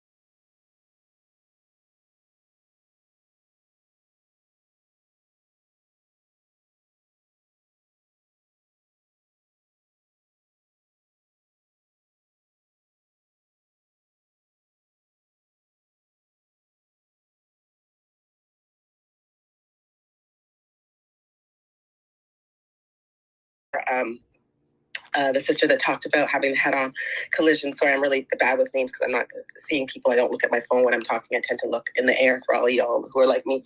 And you're often left to always figure it out. And when you dare to ask for something, you are at risk of revealing something about yourself, which is why I appreciate so many disclosures. I am not that guy right now. I speak more circuitously on purpose because my experience in this country, in this place that I was born in, has been a very violent one. Mm-hmm. It has never been one of compassion, ever. Mm-hmm. So I'm always reminding people, speak up, but just be prepared for what comes at you, because not all of us are. And I fight enough things. There's certain things that I choose to on some days and not to, and other times you just can't conceal it. And so I think it's really important to talk about the absence in these spaces, in these conferences, of compassion, because it's tied to the anti-Blackness, tied to what we think Black women deserve, what Black children deserve, what Black persons deserve. And that's why I really appreciate some of the real critical work that gets done around crip theory and crip time, and when it's not co-opted by whiteness for the purpose of commercials. And so I just think it's also mindful that sometimes that shame is about the ways in which Black people have constantly been forced to find a way around that, which is a deteriorating immoral norm of white supremacy. I just wanted to leave that on the floor because for me, as I listen to this and I think about the doctor and the sis who was doing her master's and who got kind of slowed down for a minute, we have to kind of always demonstrate and reach beyond even what is reasonable to get things done. And when I heard that, I kind of got a little teary because I thought about how it's been for my master's and my PhD and just the going and that you dare not, at least I dare not, at U of T. You can be white and ask for all the accommodations that you want in your master's and your undergrad and your PhD, but don't be the only Black girl in the faculty of medicine. And don't do that. That I would hope it will be different for those who come after me, but hell, I would never have survived if I ever asked them for anything. Even when I was asked by my supervisor, I dare not ask. I dare not expose myself because the way they come for me already and they think that I'm, quote, able, God help me and others like me. So I just want to point out that it's violent out there and they will be violent with you. And that's why it's important for us to band together and have these conversations to make it more difficult. And I'm also giving a shout out to anybody else who's listening, who's up here in these parts called Canada. Reach out if you need to. Bye. Absolutely. And Sister Lana, I just hold space for you and I hold space for everybody in this room listening because I too got teary-eyed because we do supernatural things. Dr. Kerri, Dr. Marshall, everybody here, Benny, I know Benny's story. We do amazing. It's ridiculous. Like I'm sitting here just like, geez. And sometimes, and it's so the word is normalized. So when people read my bio, they're like, so how old are you again? Are you 8,500? Because how did you do all of this in this lifetime and you just 40? That thing, and I'm like, oh, they only got the last few years. They didn't even have my whole bio. And that's not to like elevate myself because listen, I'm a Black woman. I sit among goddesses. All day long. Yeah, amen. My sister, I know your own bio has broken the internet, right? And so it's like we all, as a Black woman, I say with other Black women, every single Black woman I know, their bio is unbelievable. It's like season 1, season 2, season 3. It's just episodes. It's just like how do we accomplish this much while dealing with ADHD, bipolar, depression, anxiety, hypertension, diabetes, amputations, wheelchair, deaf, visually impaired, all neurological disorders, chronic pain. I mean, the list doesn't end. And then being a woman, and then being in the positions that we find ourselves, being the only one or one of two in a whole ass institution, and still the CV, you have to put it in a rolling suitcase because you can't carry it. So I was here and my heart is so heavy and I was there with you, Lana. I know what you're trying to do. Sister Lana is she is changing Canada, the whole country, in terms of eliminating race-based correction in the healthcare of the country. And she's practically done it on her own. And so, I mean, so we're doing all that. And then we're also fighting racism in our specific locations. We are actually part of the solution. We are creating curriculum. We're mentoring everybody's babies and ours. We're teaching everything. I don't know. And we still managed to live quite a bit. I believe we can live even longer. I think all of us should be hitting 100 at least. But we still managed to hit the 80s, sometimes the 90s. I'm just saying Black women are not, we're just, I don't know, we're divine. And so I say that to say, and of course, our brothers are divine too. I'm lifting up Black women specifically. And you all get it. You should. If you don't, you should. And so I just say that to say, I just hold space for you because yes, an ableist and anti-Black world and institution and program and class and clinic and hospital and wherever location is not a humane one. We've talked about that. It is not compassionate. It is not empathetic. But that is exactly what we need to hold space for each other. And you hold that space when you already believe that inherently this body is valuable. It's valuable. You already know the study that came out this year, right, about COVID and how when white folks realized that COVID was disproportionately impacting Black people, they wanted to open up. They want everyone go back to normal. You got that study, right? NEJM. If anyone can pull that up and we can post it on the jump. By the way, we've been posting things on the Jumbotron, so check it out. Thank you, Brother Benny and others for sharing resources, and it's on the thread as well. So when we don't see each other as inherently human and of value as we are, then yes, there is no compassion or empathy. For what? Do you have a compassion for a printer? Do you have compassion for a light bulb? These are things. So, and even then, we probably attribute more value to those objects than human beings that we deem less than, because there is something that doesn't fit a dominant narrative. So, Sister Lana, I appreciate that offering, and you really gave us a lot to think about. The amazing and wonderful Miss Italy Spade, thank you so much. At Review Queen LA, we appreciate you, your activity and engagement on the on our thread, and your presence here. I look forward, and the work you do, and I hope to learn more about that. Thank you for being here. Thank you for speaking. The floor is yours, and then Benny will end with you. Wow.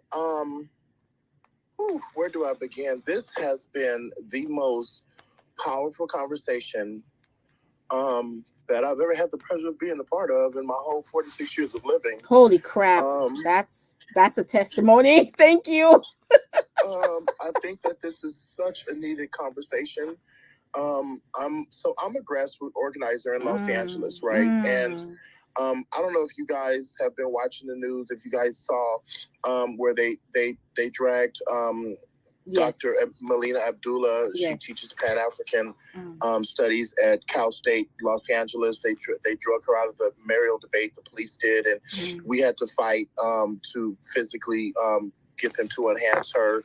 And we were in the news because of that. And they put me on the front page of the LA Times because they were carting off and dragging some homeless people's things away and throwing them in the dumpster, and it triggered me from being homeless. And next thing I know, I had an emotional breakdown and was in the dumpster trying to stop them. And I've been on the news all this year, right?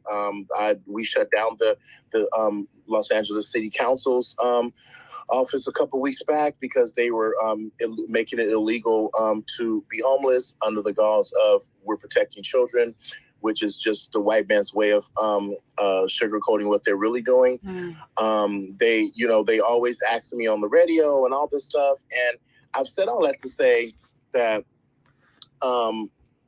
there's a group of people in Los Angeles, some grassroots organizers that are attempting to erase me and erase some other organizers because we have spoken up and spoken out against ableism, against patriarchal mindsets, and trying to engage the community of learning how white supremacy is showing up in Black spaces. And there's an activist named, you guys should, it's all worth following. His name is Theo Henderson of We the Unhoused on Twitter. Yes. And he is a man whose face is plastered on the side of a mural on the ACLU, and he's like an icon in the grassroots organizing community. And he was being basically deboed. The Black people in this chat know what when you deboed someone.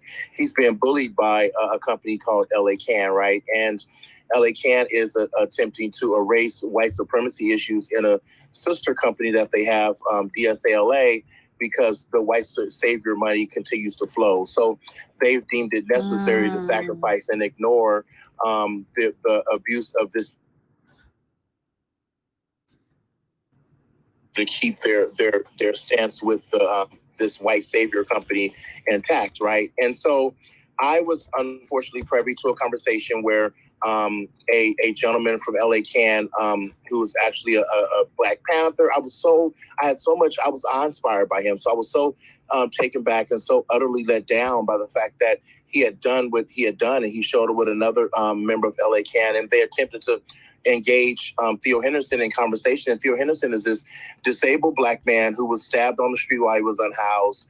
And he's now in the cane with a cane, and just they caught him at a vulnerable state, and they ran up on him and saying that they wanted to talk about all the stuff he's been saying online and all this stuff. And he just was like, no, I don't want to talk. And they didn't want to let him, leave. They kept like cursing at him and stuff like that. And so he told his side of the story. And then the community asked, well, what really happened? And the community absolutely loves Miss Italy, right? So they trusted my opinion, and they asked me for a video. So I released this video explaining what happened. And they were extremely aggressive, right, with him. And they have been gaslighting him because he was a person that brought up the whole white supremacy issue within LA Can and within these orgs. And as a result of him threatening the probability of their keeping their white savior money flowing, they have targeted him. And so I've stated all that to ask, these conversations about anti-blackness and ableism and patriarchal evils and white supremacy and how they show up in our spaces is a very needed conversation. And I'm wondering if there's a way that you guys could perhaps help us to put together. I post on Twitter that, maybe we need to come up with some conflict resolution with a professional, that maybe the community votes on who those professionals are and how they're selected. And I was thinking, you guys are so genius. I've never been around so many brilliant freaking, I don't want to curse because there's elders in this room, but I'm so impressed at these beautiful Black minds, right? And I was just wondering if it's possible for you guys to help us by sitting in on these conversations when we have the open forum, so that you guys can help us identify what is ableism, what is anti-Blackness, what is patriarchal evil, what is white supremacy, and how they're showing up in these spaces, so that these men from this LA Can place with this toxic masculinity can't explain everything away. What they're trying to do is they have Street Watch that is full of white people primarily, and DSALA, which is full of white people, and they've identified them as allies initially. But then once the white allies started speaking out in defense of this disabled activist, now they're trying to frame the conversation as a Black conversation, and these white people have no business chiming in on this conversation, when the root and potato of the conversation was centered in white supremacy and how it shows up in Black organizing spaces. So I was just wondering, do you guys have like any curriculums, any advice, any workshops that maybe I can offer to them? Because this is literally splitting an entire community. The press release that we put out had 52,000 hits and like 276 retweets. And it's literally, Street Watch is the largest community outreach org in Los Angeles, because they go and monitor all the homeless encampment throughout the geographical area of Los Angeles County, and they all report back to one source and interconnect with one another to make sure that all the resources are getting out to the communities. And so all the grassroots organizations that are out there organizing, they flock to Street Watch because that's their tap into into the community, directly insert them into the community. And so for Street Watch to die or to be shut down is an absolute disservice to our people. And so I'm just at a loss and don't know really what to do. And Theo, he always leads us to the water, right? And it's up to us to drink. And thank God today I did. But Theo Henderson was the one that came into our group chat and shared you guys' link and sent it to us. He was here earlier with the local We've Unhoused, but I guess he has to go. But he was the one that shared and got me here, and other people in this room right now are part of this story as well. So I'll stop there. But thank you so much for this conversation. This is so powerful, you guys. And no, thank you so much, Miss Bay, just everything you said. You said your whole 46 years, like that's a blessing, and like, oh, that this is what we live for. And then secondly, for your work, you are doing fantastic work. And while you were speaking, I was just kind of looking up a little bit, in terms of your background, and I shared some things on the jumbotron, just what you said about Dr. Abdullah being dragged out, and it's on our space thread as well. So I'm sure folks can also do the math from there. But Miss Spade, if there's anything else you want us to share about you and your organization, please send it to me so I can post it for the community to the roundtable to explore. But I just want to honor you for your work, and we are honored to have grassroots folks here. We follow the lead of our grassroots brothers, sisters, and siblings. Even though we hold both spaces, I like to consider myself grassroots too. I think many of us do. Definitely Sister Lana, Sister Kerri, we all do the work because we hold multiple things. Have multiple identities, so we're grassroots and tops, and it's one of those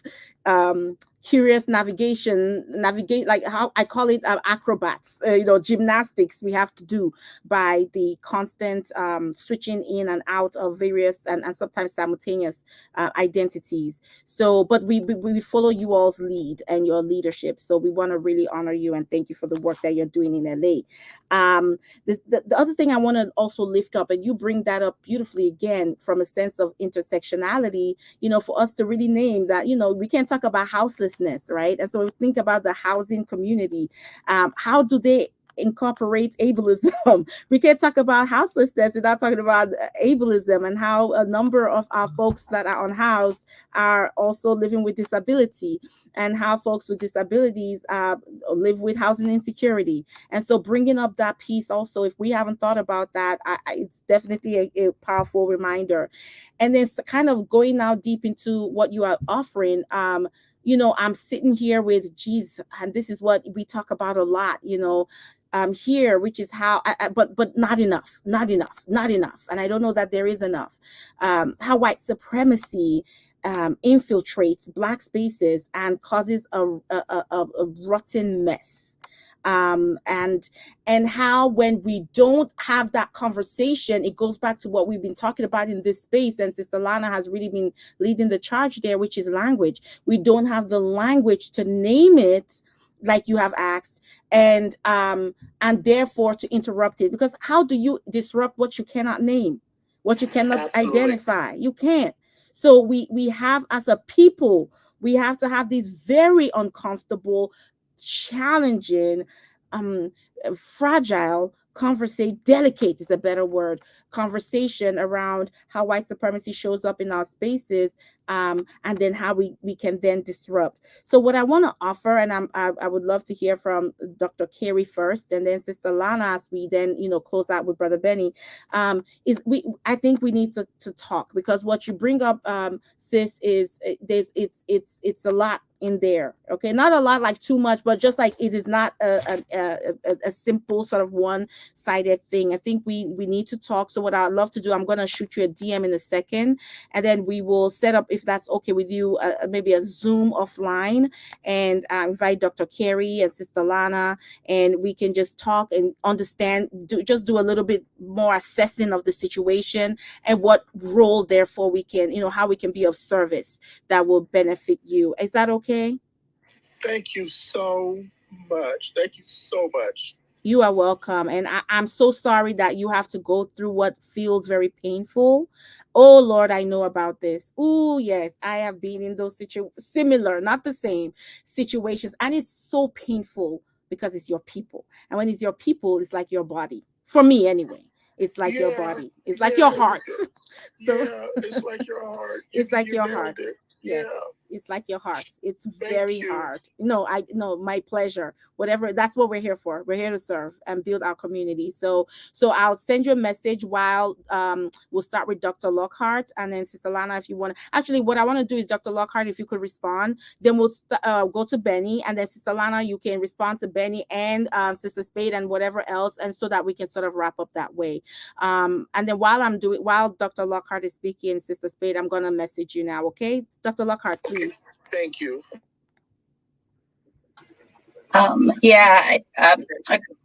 I'm sorry, let me mute. I apologize. Um, oh, Emma, is it me here?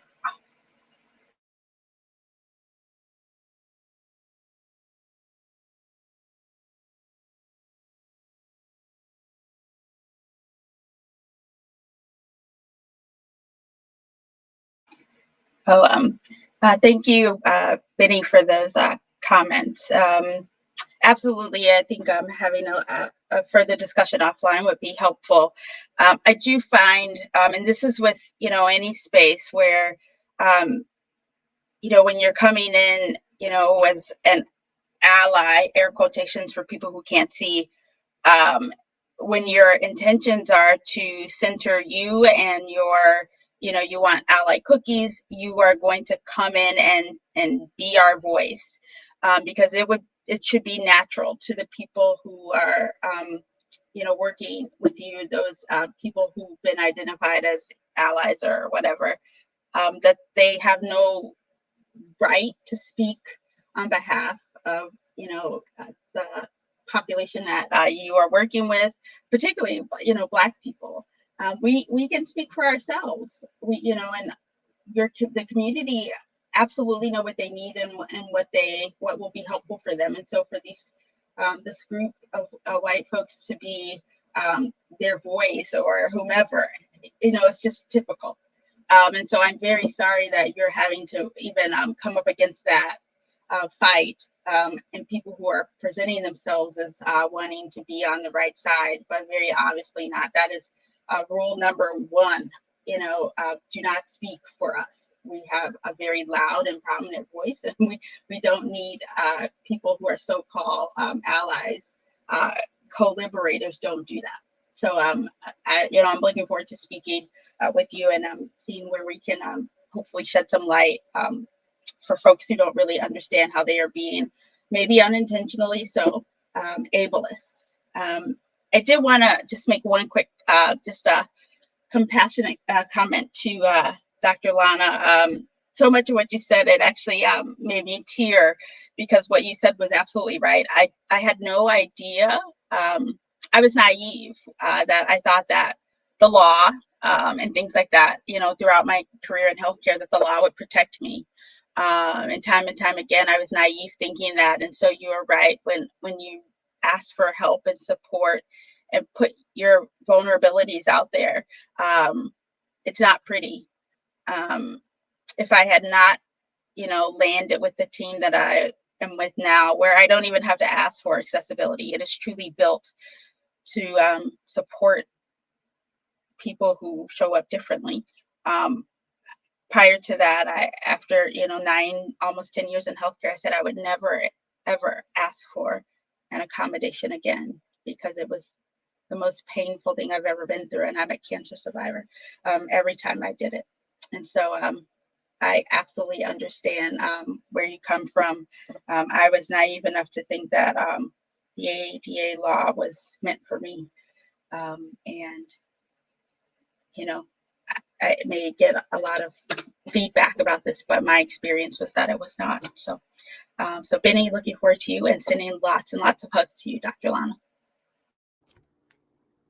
Absolutely. Thank you, Dr. Kerri. And Miss Spade, I have sent you that DM. Respond at your convenience. Okay, finally, Brother Benny. Brother Benny is my little brother, but he's my, he's a mentee, but also mentor. He's helping us with our website and with our whole tech situation. I'm so excited. Recently created Black Mental Health Alliance. He's doing it the right way. He also is a CEO. He's a business owner, all while being a medical student. Y'all see, Black folks just doing the most at all times, just excellent all around. He's also has a business to support nonprofits. He'll tell us more about that. But a leader in the Black Mental Health Alliance, Black mental health space, and leading the work in a different way. Okay, in a different way, in a very well thought out way, built on Black radical tradition, and just being fantastic while at it. I'm very, very proud to be in fellowship with Brother Benny. Brother Benny, the floor is yours. Thank you so much. Thank you so much. And it's a pleasure to be here with everybody. I want to thank Sister Lana and Dr. Kerr for being here today, and all the other speakers who came up and were very vulnerable and shared the pains that they've endured. This is a place of healing when we come in community, and when we come to people that we know we can be our true self. And that's where we really find healing. So I'm glad that everybody's here today. I know this is why I come here. I come to get my, daily week of healing, daily dose of healing. So I appreciate everybody for being here. I just wanted to bring up the point that I put on the Jumbotron with regards to dryptomania. So dryptomania was a word that was coined by a guy, Samuel A. Cartwright, and he was a person that never even graduated medical school. And so I wanted to identify that as somebody, how white supremacy and patriarchy gives power to people who have no education, expertise, and a fraction of the, qualifications that we do. And, if this sounds familiar, that's a lot of the representation that we see in politics. And so, as we call out the systems that give, certain power to people like that, we also have to think about the internalized isms that we have in our own lives. And that's a lot of the work that we try to focus on with Black Mental Health Alliance, because we realize that, these isms impact our mental health. If you're impacting your self-esteem and how you see yourself and how you, value your own worth, then you're not going to be able to, have a life in which you deem yourself valuable. Mm-hmm. And that, applies to every single ism: racism, ableism, saneism, sexism. And so we have to realize that, you are greatness. You come from greatness. Believe in your own greatness. Find community and spaces like this that allow you to recognize your greatness and, allow you to heal. And at a certain point, we have to realize that we don't have to keep bowing to these institutions. We have to create our own institutions. We have to realize that we have brilliance, and we have to lay claim to our own brilliance and to our own labor and create systems in which we could do for our community what the system refuses to do, because the system's not doing it because it's failing. It was designed to leave us excluded. Mm-hmm. And so we have to realize that. We have to realize our brilliance. And so this is a call to action to all of you. If you're listening to my voice, recognize your brilliance and start doing the work. Start doing the work, and we're here together. We're here to build that community. So let's build together a world that's big enough for all of us and that doesn't leave any one of us behind. And I'm sending all of you love. Thank you every week you put this on, Dr. Egiom. I really thank you for everything that you're doing. But yeah, just sending everybody love. Take care of yourself. Check on your loved ones, and much love. Amen. Thank you, brother. I appreciate you. Well, listen, I thank you for showing up every week, because I can put this on, but if there is no community to put it on for, then what the hell am I doing, right? So honestly, the credit goes right back to you and you all, everyone in this space. Thank you, and thanks for dropping brilliance as you always do. You are greatness and come from greatness. Honey, if you don't tattoo that, everyone just tattoo that somewhere. Put that on a post-it, put it on your mirror, on your dashboard, on your rearview mirror, on your fridge, your computer, your TV, honey. I don't know what you're doing. So yes, and this is indeed healing. It truly is. Sister Lana, anything you want to say in response to that, as well as to Sister Spade? I just want to say thank you to Benny, Sister Spade, Dr. Kerri, everyone who has shared what's going on in the streets in their locals. And I'm here for it. I am here for it always.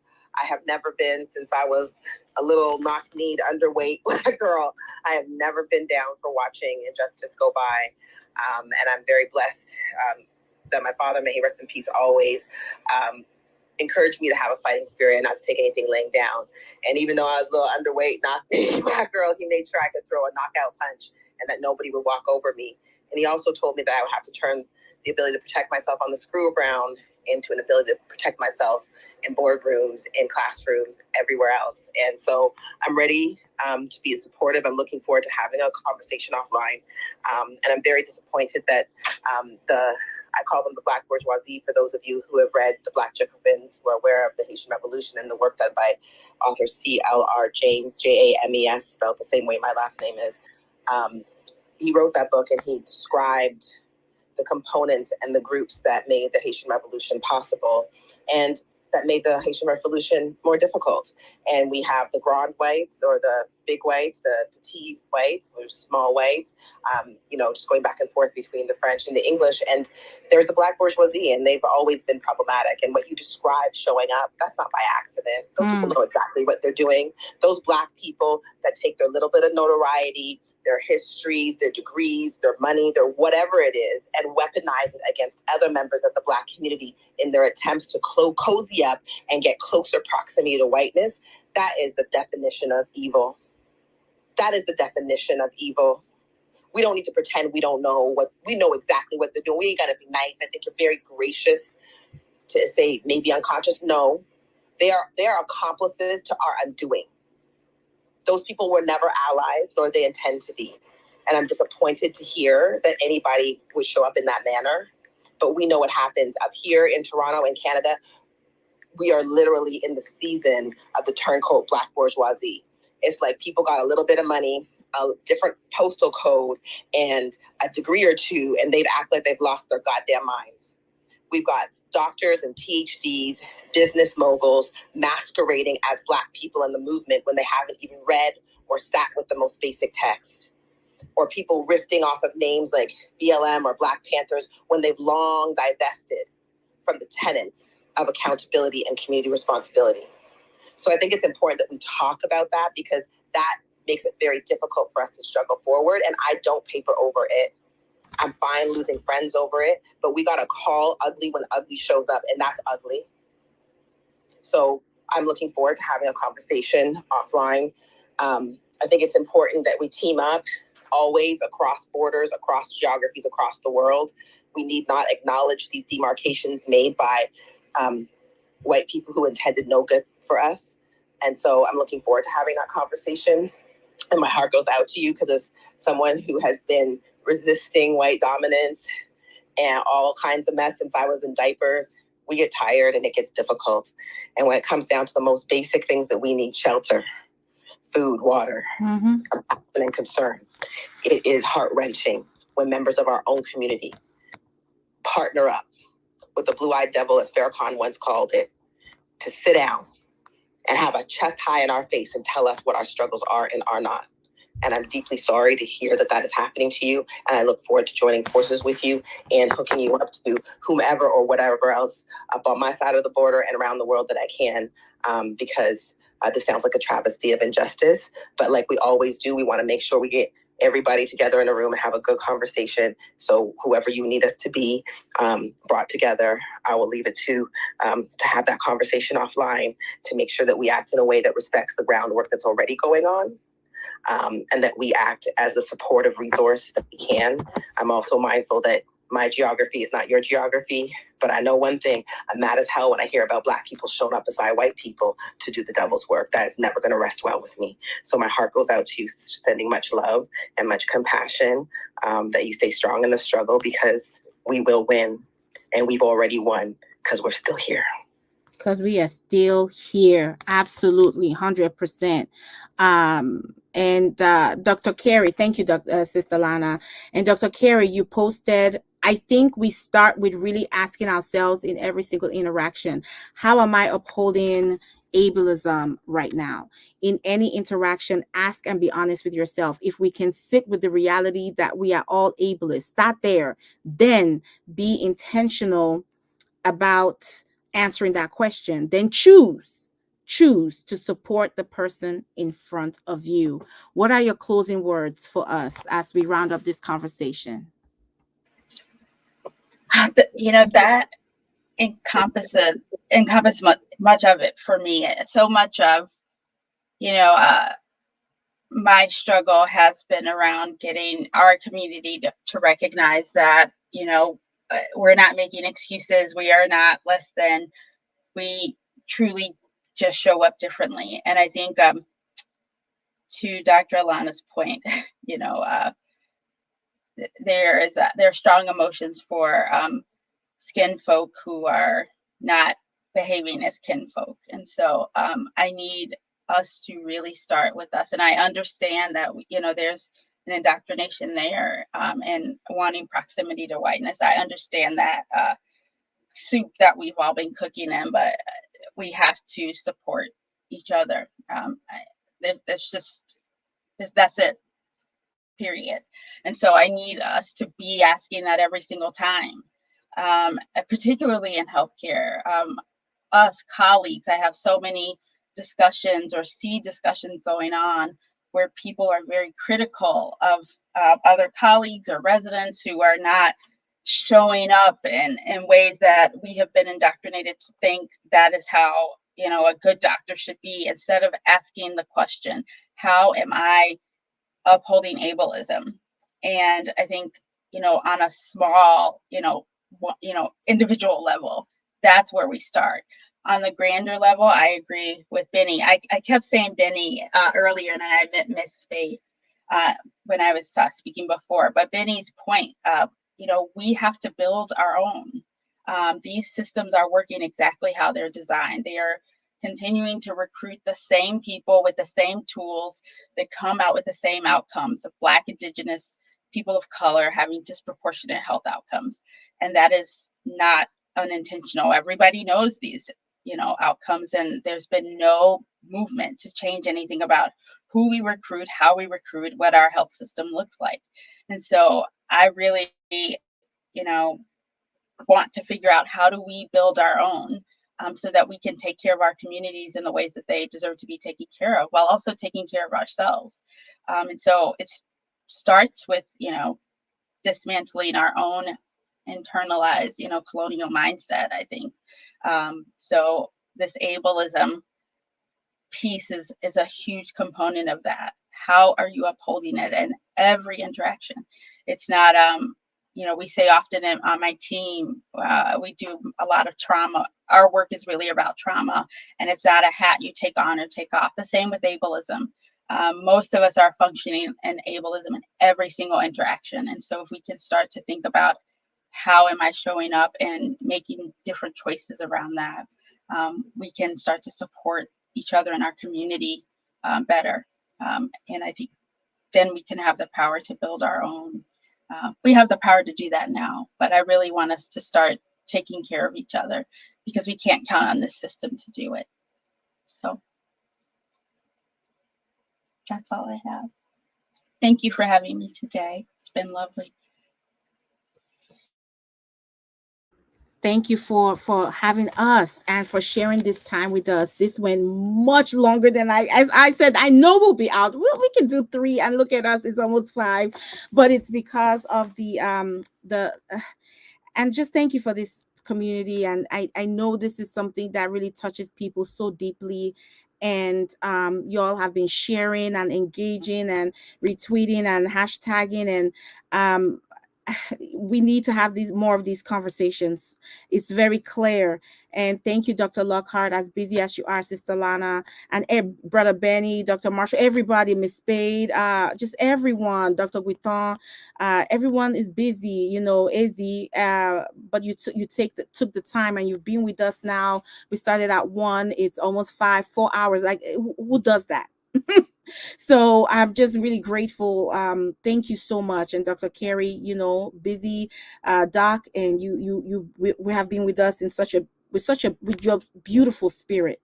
There's so much. And before I sort of summarize and send us home, Sister Lana, was there any last words you wanted to add to what you shared? I don't want to assume that those were your last words. Was there an additional note you wanted to make before we close out?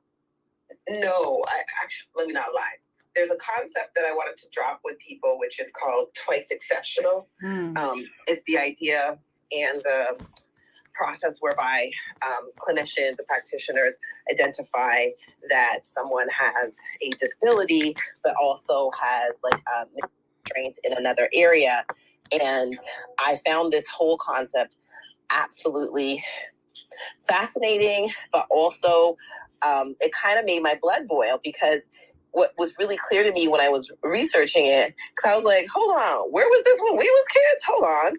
And then I'm reading it and I realized, when white parents decided that their children that show up differently are still talented, the whole sector went to figure out a way to language that. And I thought, how interesting that works. How many Black and Indigenous kids will ever be considered twice exceptional? And I'll just give you one of the definitions, because for folks who are on the line who have been diagnosed or labeled or who are working with, I think it's an important concept, if it's not already in your work, to look at how it may be helpful for the work that we do in our own communities. And they define it as being both intellectually gifted or talented and learning disabled. And in that space where the talented and gifted crossover with the learning disabled, that's the twice E. So if you've got strong kinesthetic or problem solving or artistic or mathematical talents, but yet you are on the spectrum and or have language issues, that crossover space is what they call the twice E. Now, I found it concerning because I'm like, but this is how Black folks always conceptualize across multiple Indigenous communities. This is like where we...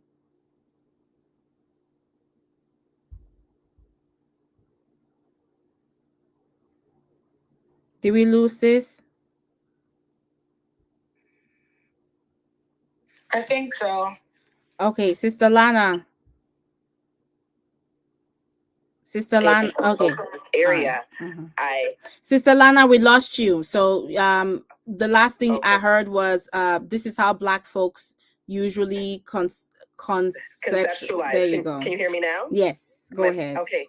Have conceptualized. So to that point that you brought up earlier, Ijeoma, when you said in many Black communities and the one that you're familiar with and came up with, it's this idea that, oh, this person has this aesthetic effect way of engaging, and it's part of their divinity, their spiritual inheritance, and it's a gift to the community. Right. That is where we begin. And in the work that my colleague I talked to you about, Lisa Boivin, who understands, and others in the Indigenous disability justice space, it's like we don't perceive ourselves as problematic that needs to be solved. So I found this twice E language, again, another way to appropriate the ways in which many Indigenous peoples already understood our beingness, and then just giving us different language back. And so I'm going to try to grab this, and this is from one practitioner's website, but I thought it was very expressive and helpful. So I don't know him. I'm not making any claims. The diagram is helpful, so I'm just going to share it with you, but I make no claims for the work. I just found the diagram assisting, so I'm going to share it. But I brought that up because rarely is that ever the frame in which our ways of being and knowing our language. Twice exceptional? What? Have you ever had that experience? Someone calls you. The only time Black people are exceptional is when they want to take us outside of our racial category. Oh, you're an exceptional woman. Well, what do you mean? Oh, but you're so bright. Like, what are you trying to say? Like, this is not a compliment often.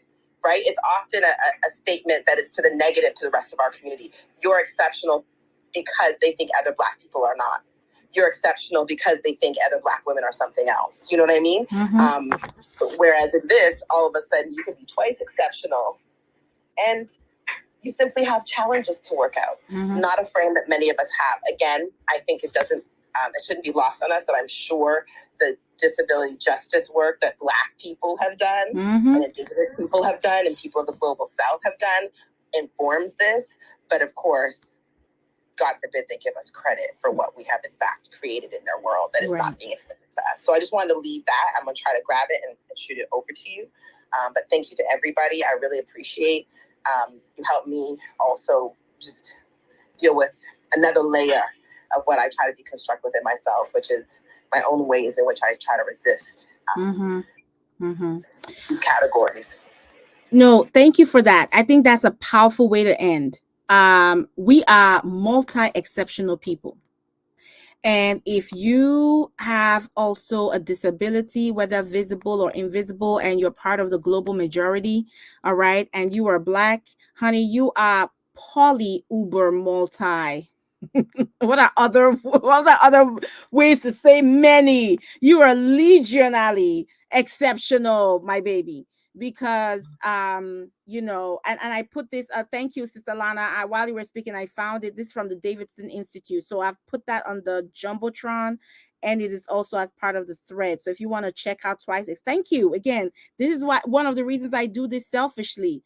I learned about this. I didn't know about Twice Exceptional. Now I'm reading this, and there is there's a picture to go with it. You know, what is this? And again, if you didn't catch that, 2E or Twice Exceptional refers to let's see, how do they put it?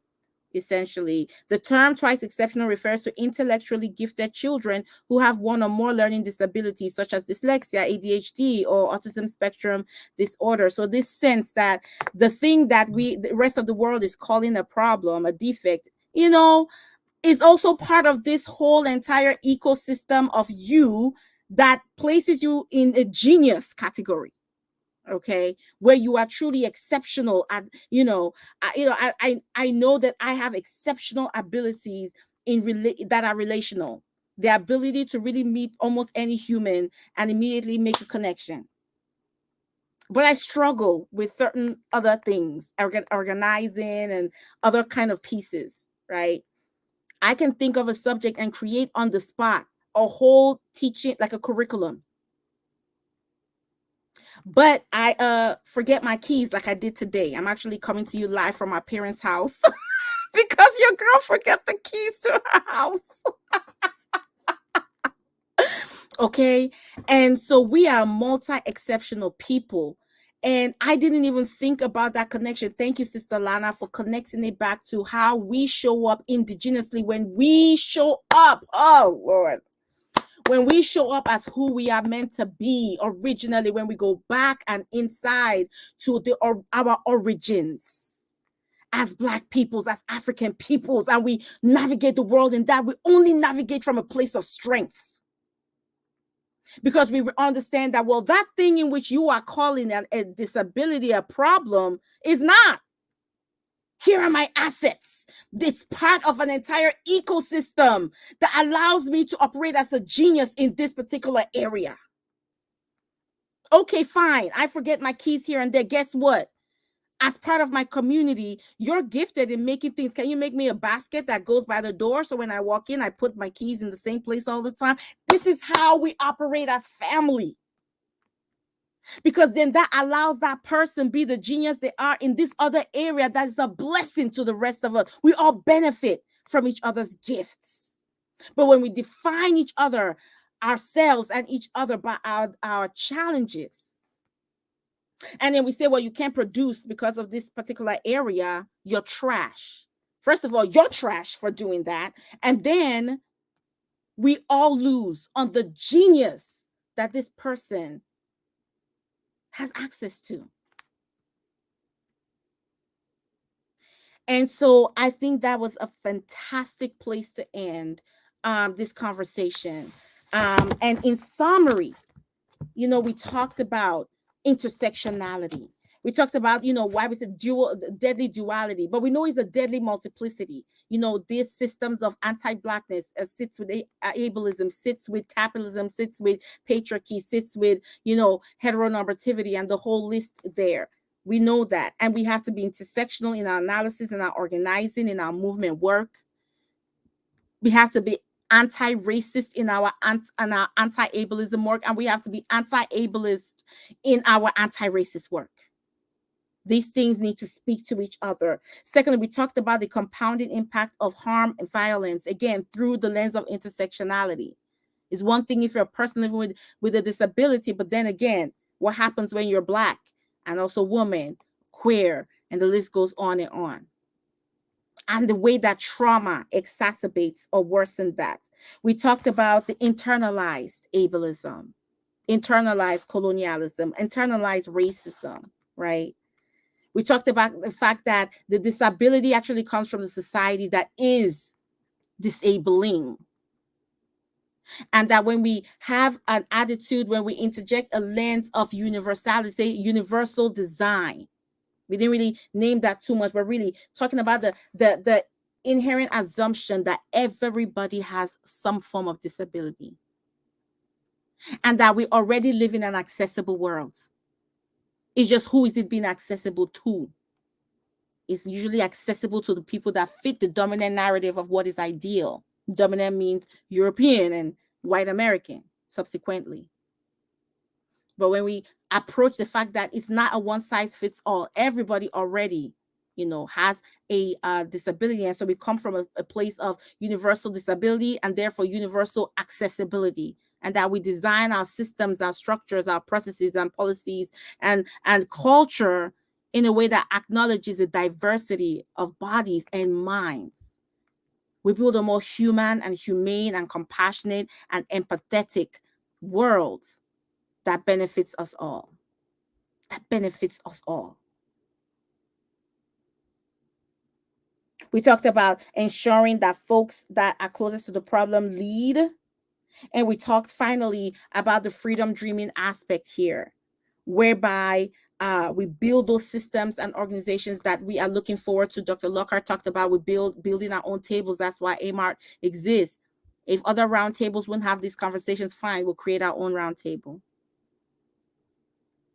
And then we leaned into the disability justice framework to help us with that that framing of the freedom dreaming. And I was especially drawn to the principle, those 10 principles, particularly around wholeness, the fact that we value everybody and mind as they are, for who they are, with inherent worth, despite their ability to produce, whatever that means. I see Nina Pooley in YouTube saying freedom dreams. That's right. Yes, Nina, freedom dreams. Absolutely. And so we thank you for taking the time, for being with us, AMART, on today, Anti-Racism in Medicine Action Roundtable. The recording on the Twitter space will be available. I think they say 30 days. It will be available. Please disseminate as you see fit. This is also going to show up on YouTube Live and Twitter Live as well. It will be here indefinitely. Brother Benny is working with me from a tech standpoint. So we will be going in and we'll be dicing and splicing and releasing different portions so that, it's more, because again, we'll be here for 4 hours. So unless y'all can kind of just be listening as you do go through your day. But feel free to share, amplify, keep the conversation going, like we always say here. This is not a one time and done. No, take at least one thing. And I want you to share it. Share with us. Share with me. Tweet at me. DM me. What have you. What is that one thing that you're going to go forth with, that you will do differently, or you'll share with somebody else? This is how we build community and build power as it relates to ableism and anti-Blackness and the intersectionality therein. This has been a great conversation. Oh my God, learning about twice exceptional. Are you kidding? Can't wait to get into it deeper. But yeah, love each other. I love what Dr. Kerri said. Said take care of each other. Yes, absolutely. So yes, love yourselves, love each other, take care of each other, and absolutely take care of yourself. Build community and build power. And so with that, we are ending. I will put on some of the positive affirmations. You are welcome to stay and hang around if you want to listen. We'll listen to some affirmations and then some Afrobeat, and we'll close. But you are welcome to go forth and do your thing. We'll close out the live broadcast. We'll just stay on Twitter space, and as you see fit, just share and be in community as you want to. But I hope you followed everybody in this space and that you keep up the conversation offline. But for right now, we're going to listen to some affirmations just to kind of get us where we need to go. And some Afrobeat and close out. Okay. So I encourage you where you are to just, do some deep breathing. You know how to do it, and enjoy the affirmations. Affirmations video specifically for Black people. Listen every day to these affirmations to build self-love, confidence, focus, willpower, wealth, health, Black pride, and Black unity. These positive affirmations will be absorbed by your subconscious mind. You can let it play while awake or as you sleep. I believe wholeheartedly in my ability to attract anything I want. I love and appreciate myself. I am very confident in myself. I am intelligent. I have limitless potential. My dreams are beginning to manifest. Money is drawn to me. I am Black royalty. My life is filled with joy and abundance. I cherish being a Black man or a Black woman. I appreciate all that I have. I wake up every day proud to be Black.